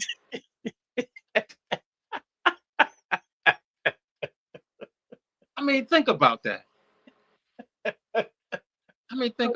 And you know, obviously he was exaggerating because I know some people went in and did some mathematical equations saying that for him to have 20,000 women, he had to knock down a woman every I forgot, every 4 hours or something like that. Hey. But we got the point. Yeah, I understand. It wasn't 20,000, but the man was out there sleeping with a lot of women. Man, that's wow. 20,000 is staggering. That's a staggering figure. How you got energy to do anything? That might be the greatest feat in the history of mankind.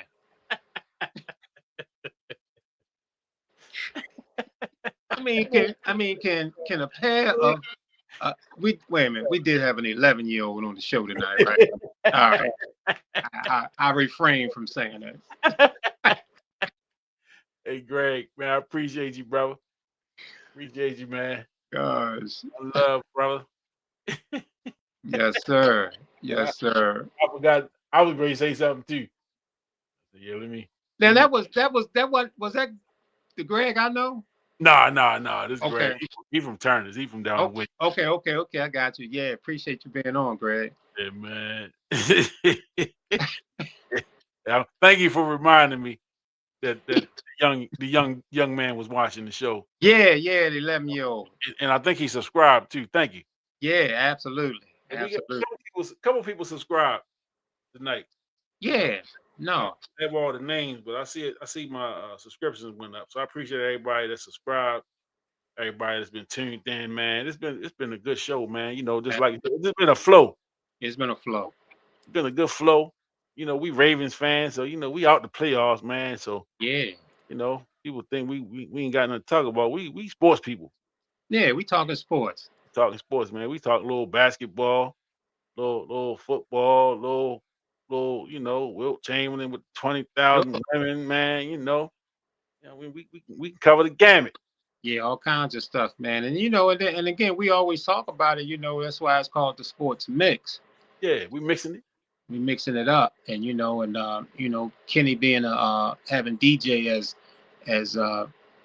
you know, in his bag.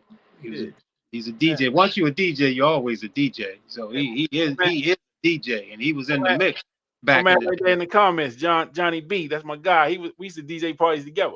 Okay, that's what's up. See, that's what I'm talking about. My resume. Right. He can vouch. He can vouch for my resume. And at some point in the show, he was ready to go into the mix. And apparently he heard in his ear, "Nah, this is not gonna mix in. This ain't gonna go good. Nah." And he pulled back on it. See, that's a sign of a good DJ. That's a sign of a good DJ. He was ready to bring it in, and he was like, "Nah, I can't bring this one in with this one that's playing. Not right now." We let it go. So that's what's up. The sports mix. That's why we able to move smoothly into other subject matter, jump sports, jump questions, and things like that. So we definitely enjoyed all the interaction tonight. It was important. It's a nice flow, nice questions, nice comments. Yes. We loved it. Yeah, yeah, man, and that's what it's all about. And with like I say, with football season coming to an end, we ready to roll right on into more. It's gonna be a lot more basketball talk. Yeah, You yeah. know, a lot more basketball talk, man. Oh man, Dad just brought one up to you. Trying to make tight tank like Mike Tyson. Mm, Tank in the news for all the wrong reasons. right. And another one, and Yeah. for me, Wow. because I work in the field I deal with people with mental health.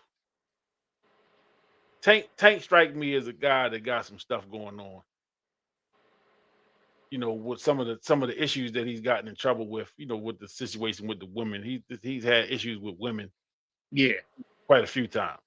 Yeah. You know what I'm saying? Now, I am not a doctor. I don't diagnose people with anything. So don't take what I'm saying as I'm trying to say. I'm trying to diagnose this man, anything like that. But there is some trauma that's probably been unresolved in his life, which is why he keeps having these issues that he's having Mm-hmm. these women, and there's probably a trust issue with women. You know what I'm saying? Which is why he's having these over aggressive uh situations with women. You know what I'm saying? And I'm gonna just leave it at that. You know, Yeah. and if it's people out there that know Tank that's watching, tell them, hey man, we praying for him and we pulling for him. And I just hope that, whatever's going on that he did that get it worked out and deal with Tank Javante. Deal with Javante. Mm-hmm. Deal with Javante Davis. Tank Davis gonna be all right. You know what I'm saying? But deal with Javante, man. Get right and take care of Javante first. You know, and people that really rock with you, your fans, they'll be there if once you get it together. But deal with Javante first, Yeah. and whatever you need to do to get yourself right. You know what I mean? Whatever help you need to take care of that business, man, and don't lose sight of that. Because And people gonna talk about you one way or the other anyway. yeah, very true. Very true. And I mean, and if it is some truth to what you're saying, and I believe it is, when it comes to Tank, and the same thing with Mike Mhm, Tyson, the same mhm. type of thing.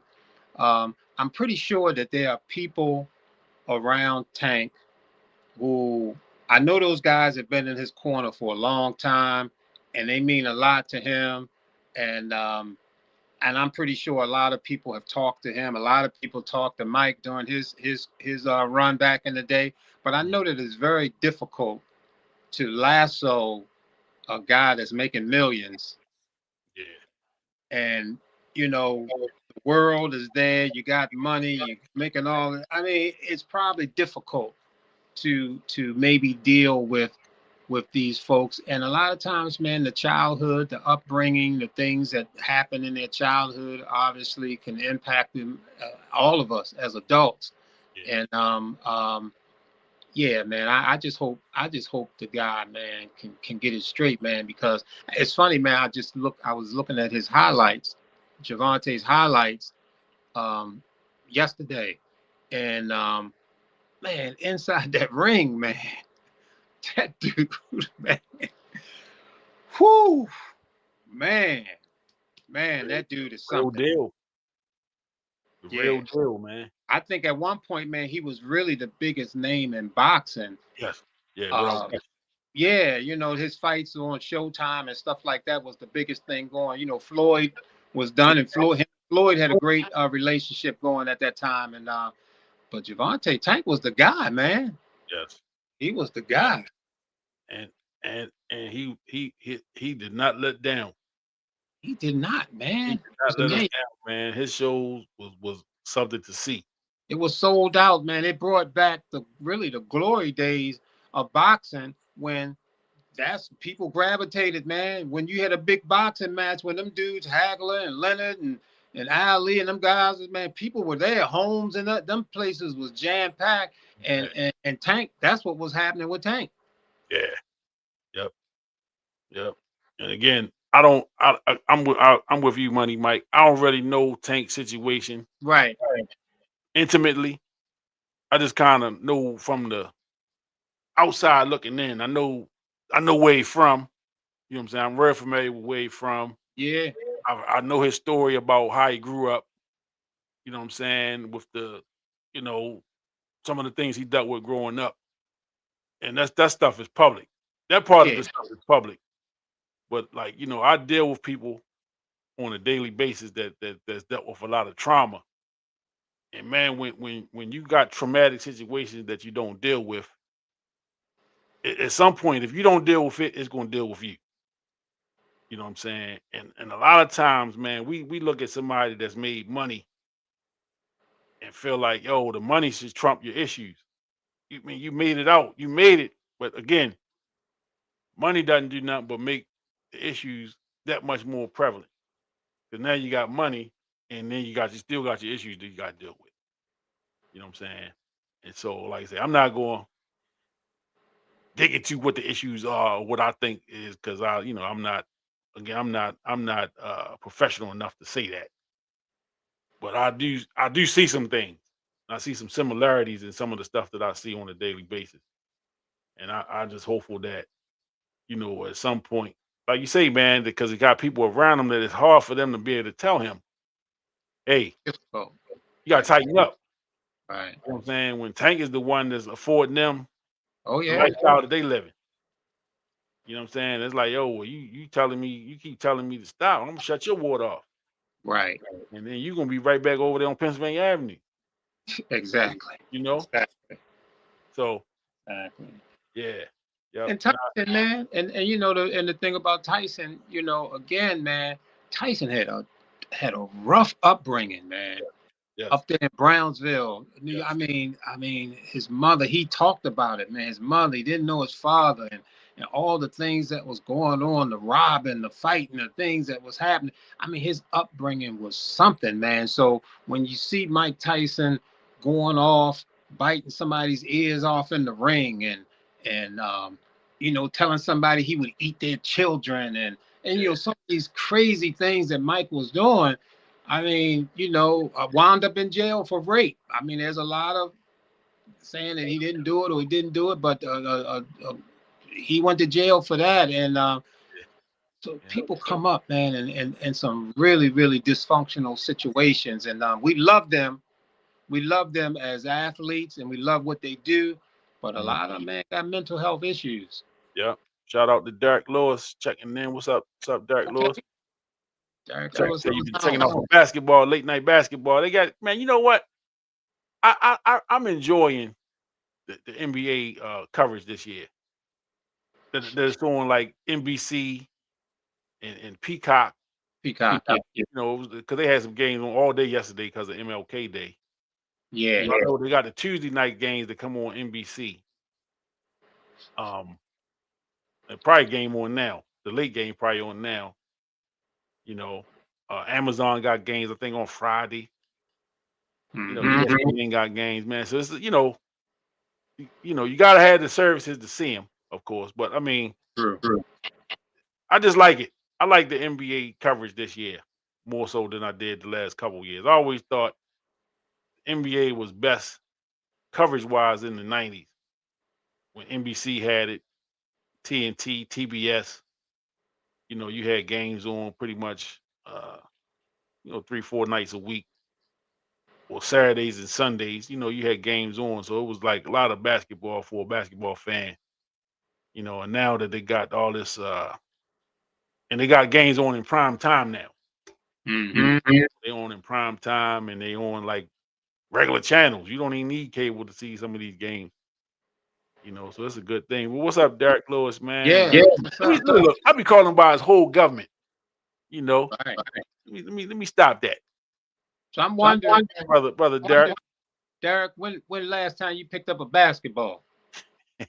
That's the question of the night for Derek Lewis, former Maryland star. When the last time you picked up a basketball and made a bucket? I can tell you last time I made a bucket. Right. Yesterday. I was great to see. See, you still in the gym. You coaching. And it was a layup. And you made it. I made it. Couple free throws. I hit a couple free throws, but man, my free throws are so bad. Because I don't shoot them enough. You know what I'm saying? It's like I'll be shooting this the first time in life I picked up a basketball sometime. I'll be like, man. So I don't step out too far. I ain't foolish no more. Definitely don't shoot threes. Yeah. You know, if I've taken some shots, and I might feel like, all right, I'll step out there a little bit. You know, it's interesting, man, that like what he say? He said it's messed up.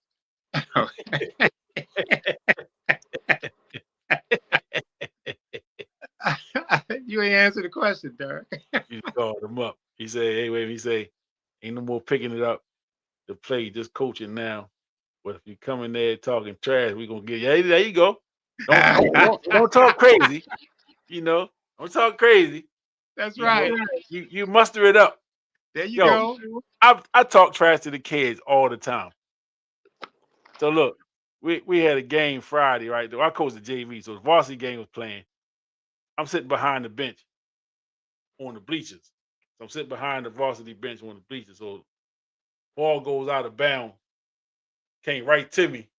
I stick my hand, I catch it with one hand. And I'm holding the ball in the air. I caught it one hand. So everybody like, "Oh, good catch!" So a couple of the varsity kids, yeah, coach, I see you. I see you. You look, one of the kids talking about, man, you look like me back there. and I went right into Coach Kenny. I went right into Kenny mode. I said, nah. I said, difference between me and you. I said, I'd have been in the game. I wouldn't have been sitting on the bench, buddy. I'd have been in the game right now. And he said he couldn't say nothing. He said, hey, oh, you probably right. You right. Yeah, I wouldn't have been sitting on the bench watching Slim. I'd have been in the game. But yeah, man. You gotta let people know sometime. Yeah, no doubt. No doubt. Derek got a resume. He got paid to make a couple buckets. So absolutely. You got people talking a little smack.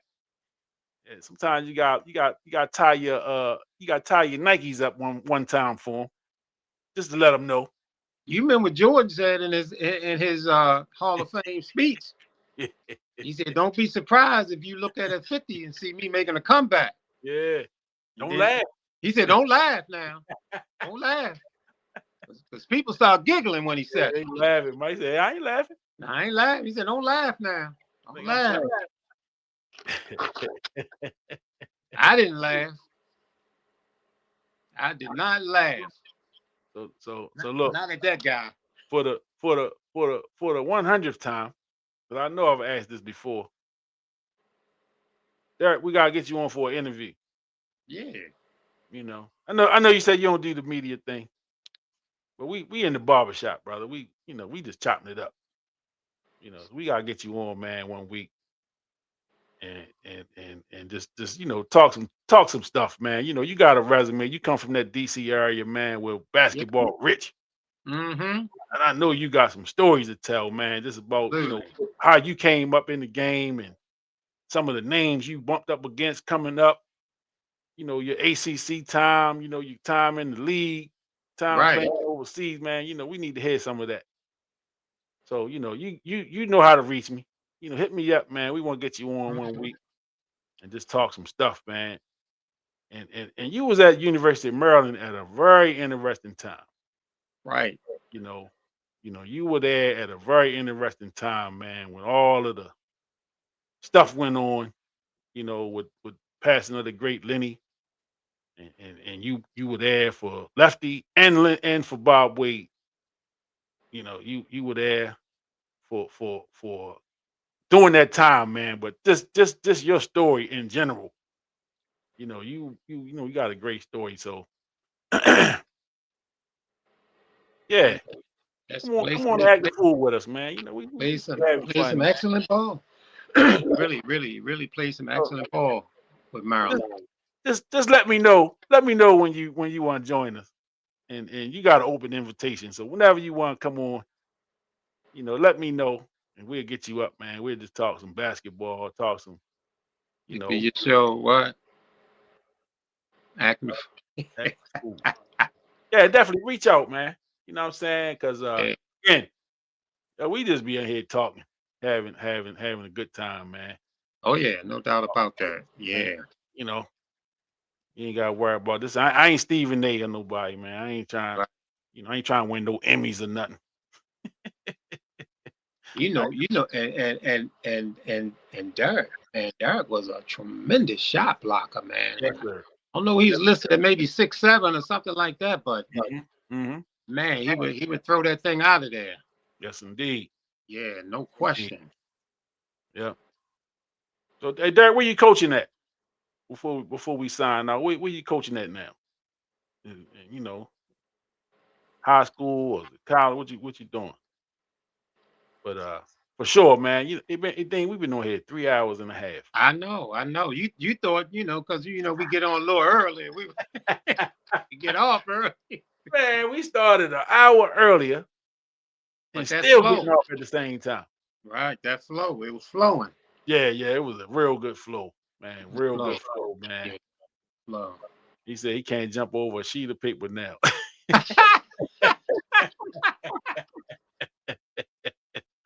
Hey, you ain't the only one. You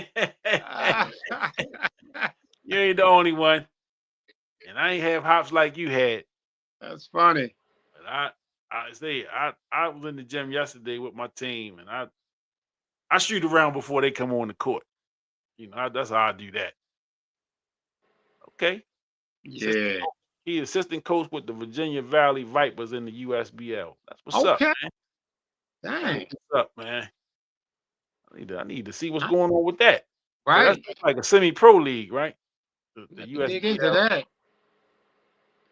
Man, that's what's up, man. Wow. Basketball is something else. Yes, it is, man. Other game.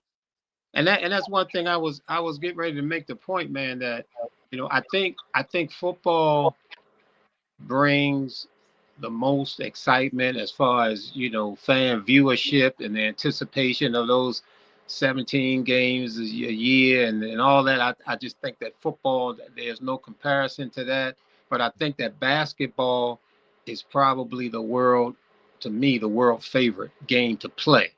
I think that folks love playing basketball. You can grab a ball by yourself, go out there and shoot around and things like that. I think basketball is definitely the most played game.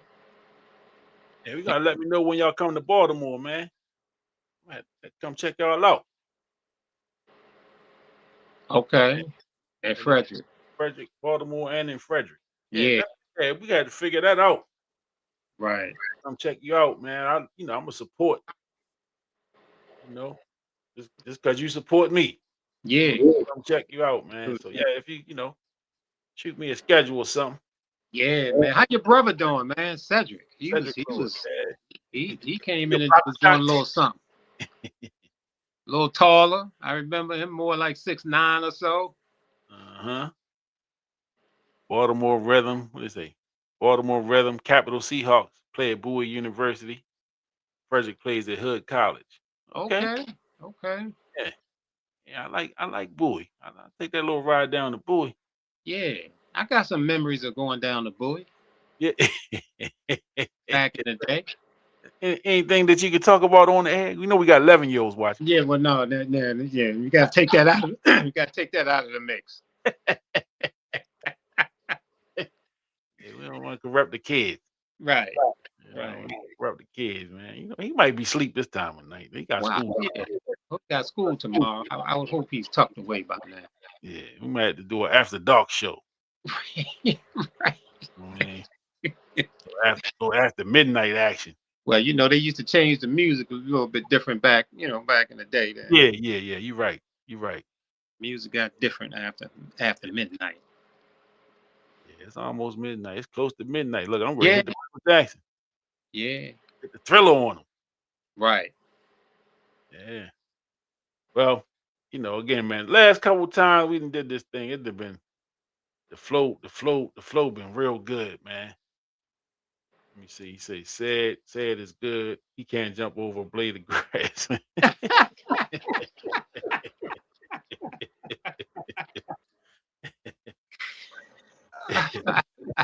The last time I want to say I saw I want to say you and said was on the Red Cup with Kurt Smith. Did both of y'all do that show together? He got a bad back with Kurt Smith and Charlie Moe. Rest in peace, Charlie Moe. They had the Red Cup hour, man. I know Cedric was on there. Were you on there with him, Derek? On the Red Cup with Kurt Smith. That's Charles Smith's little brother. Okay. Yeah. Yep, I did. I saw that episode. Yeah, I remember that. Yeah, I used to love watching the Red Cup. Like you say, man, when you're a basketball fan like I am, I just like hearing the stories, and then dudes that did it at a high level, come back and they telling them stories, man. Then you hear the stories like from like the coalition. You know what I'm saying? Like I went down that coalition a couple of times and watched. I mean, tough, man. That was just a different level basketball, man. Urban Coalition. Yes, sir. Yeah. Different, man. Worth the time. Good evening, Sports Mix. Until we meet again. Thad, appreciate you, brother. For sure. Appreciate you, Thad. Absolutely. Sign off, T. Sure was. Them fools ate all the chicken. Look, I didn't see the chicken on the show. I guess the chicken was in the back somewhere, but I know them red cups was full. I do know that. I know they was cutting up with them red cups. Yeah, rest in peace, Charles Harrison, man, Charlie Moe, DC guy. Yeah. John Battle and them guys down the Herbo. Yeah, Herbo, man. I went down there a couple times just to watch. John Battle was tough. Yeah, John Battle was tough. He was tough. No. I went down there, me and Greg Moses that you know. Mm-hmm. I know we went down there one Sunday. And he had never seen Michael Lloyd play. Okay. And this was they had graduated from Dunbar. They was in college. He was in college at this time, but they had a team with like Keith Booth and all them was playing. And Michael Lloyd came to the game late. This was matter of fact, this was like 94. This was when Sam and them won their first championship with Houston, because Sam was down there too, but he didn't play. Okay. But it was the Baltimore team. I forget who they was playing. But Sam came in right at halftime, and then Mike Lloyd came in right behind him. And Mike Lloyd went to play. He played with the Baltimore team.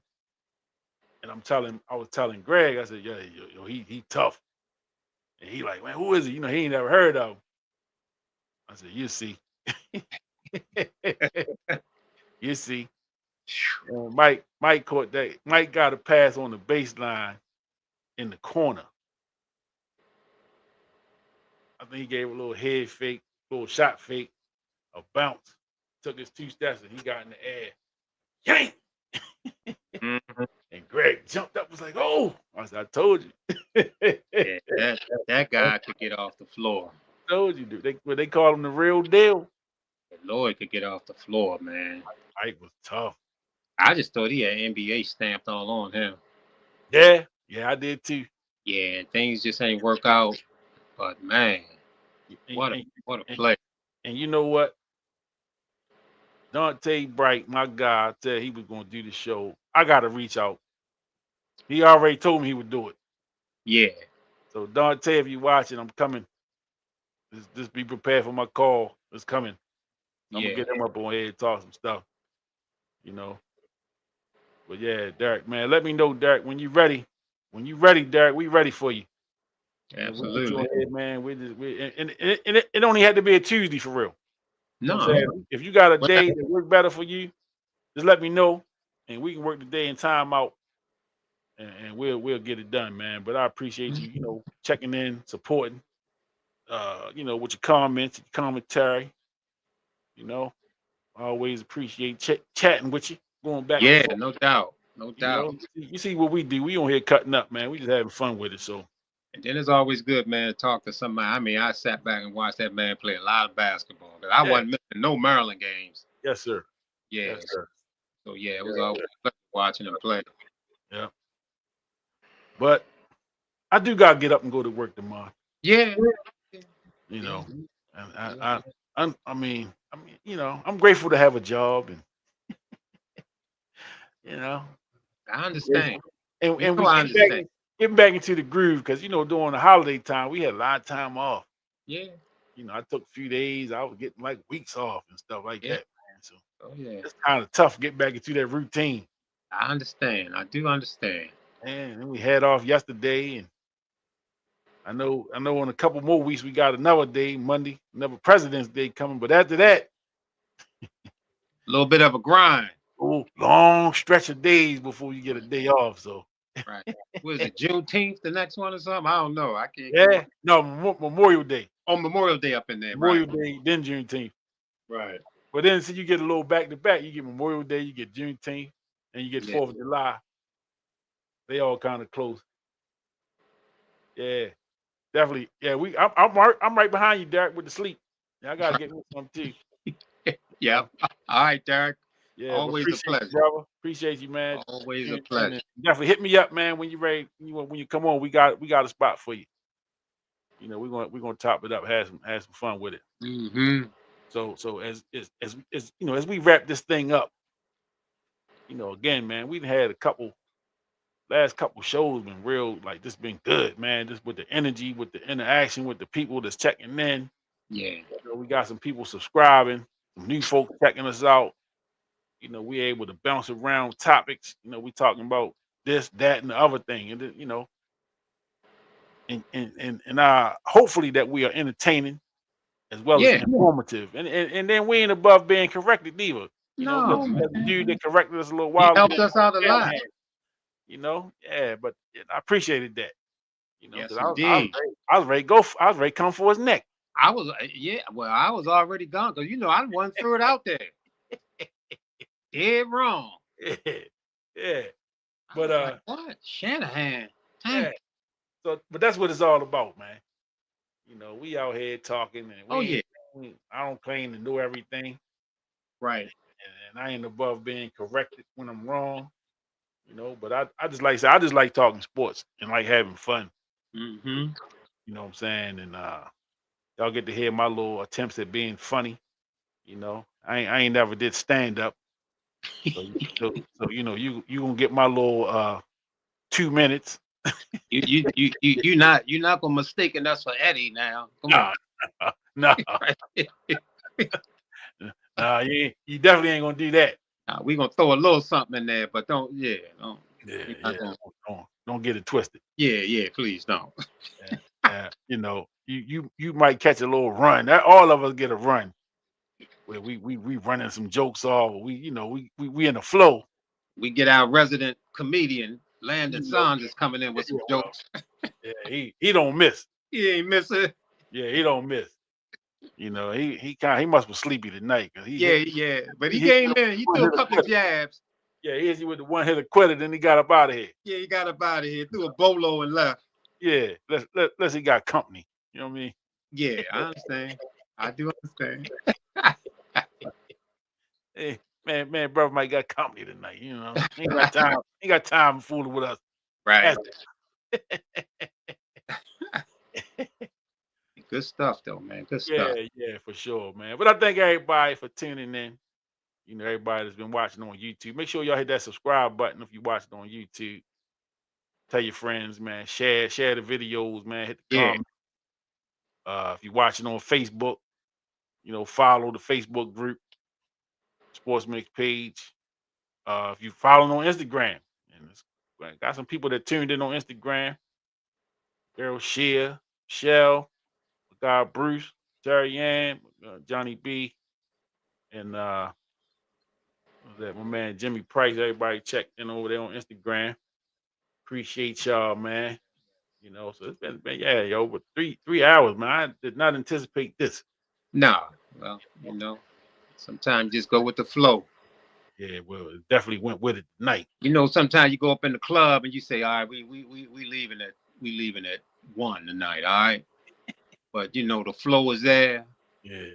Everything banging, the music. Lights yeah. I thought we was leaving at 1. It is 4 a.m. Yeah, the lights on now. Right. It happens. What's the Cash App at the bottom? Oh yeah. Let me see. I can make that real big for you. So you can blow that up, right? Yeah.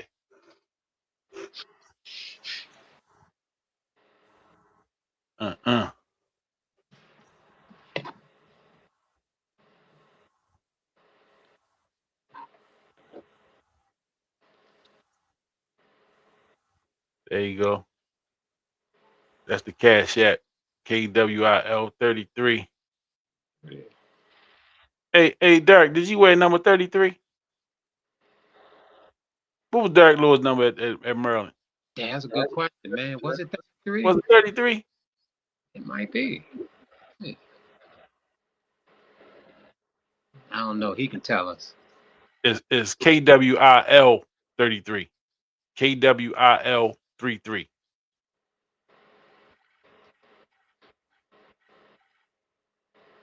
Yeah, didn't you wear number 33 down there though, Derek? I know Evers Burns had it after because he came after you. Evers Burns, and I played against Evers in high school. He went to Woodlawn? Went to Woodlawn, yeah. Yeah. Yeah, we played against each other in high school. Yeah, but Derek, 33. I wore 33 in high school. That's what. Yeah. But yep. So as we wrapping things up for the night, been a good flow, good show.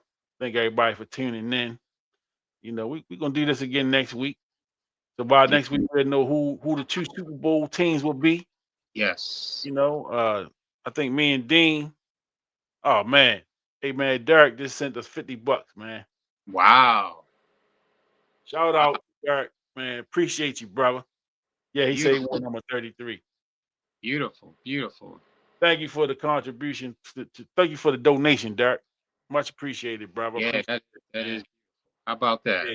That's big, man. Appreciate that. Yep. Appreciate that 100, man. Wow. So yeah, man, we know, just everybody that tuned in. I think me and Dean got Seattle and New England winning in the AFC, Seattle in the NFC. So we picked Seattle and New England to represent and play in the Super Bowl. And then Glenny picked the Rams, and he picked the Patriots too, didn't he? He picked the Patriots and the Rams. Yeah, so he got Patriots and Rams, and that was a repeat of Super Bowl 36. And then me and you got the Rams. I mean, me and you got the Patriots and the Seahawks. Yeah. For the Super Bowl. So we'll see next Tuesday when we come back next week. We'll know who's gonna be in the Super Bowl. So we'll be talking about the Super Bowl game, the preview, and it's 2 weeks in between. So we'll have 2 weeks to really talk about the Super Bowl. We're talking some basketball again next week. And who knows? By next Tuesday, we might have a new coach in Baltimore, the Ravens. Hey, we might have a coach in Baltimore at that point. So maybe so. We see if some of these other vacancies get filled. Still 6 vacancies out there. Right. Six vacancies in the NFL. So, man, this been a good flow, good show. Once again, shout out to Derek Lewis for the contribution. Absolutely. To the Sports Mix podcast, man. Appreciate you, big fella.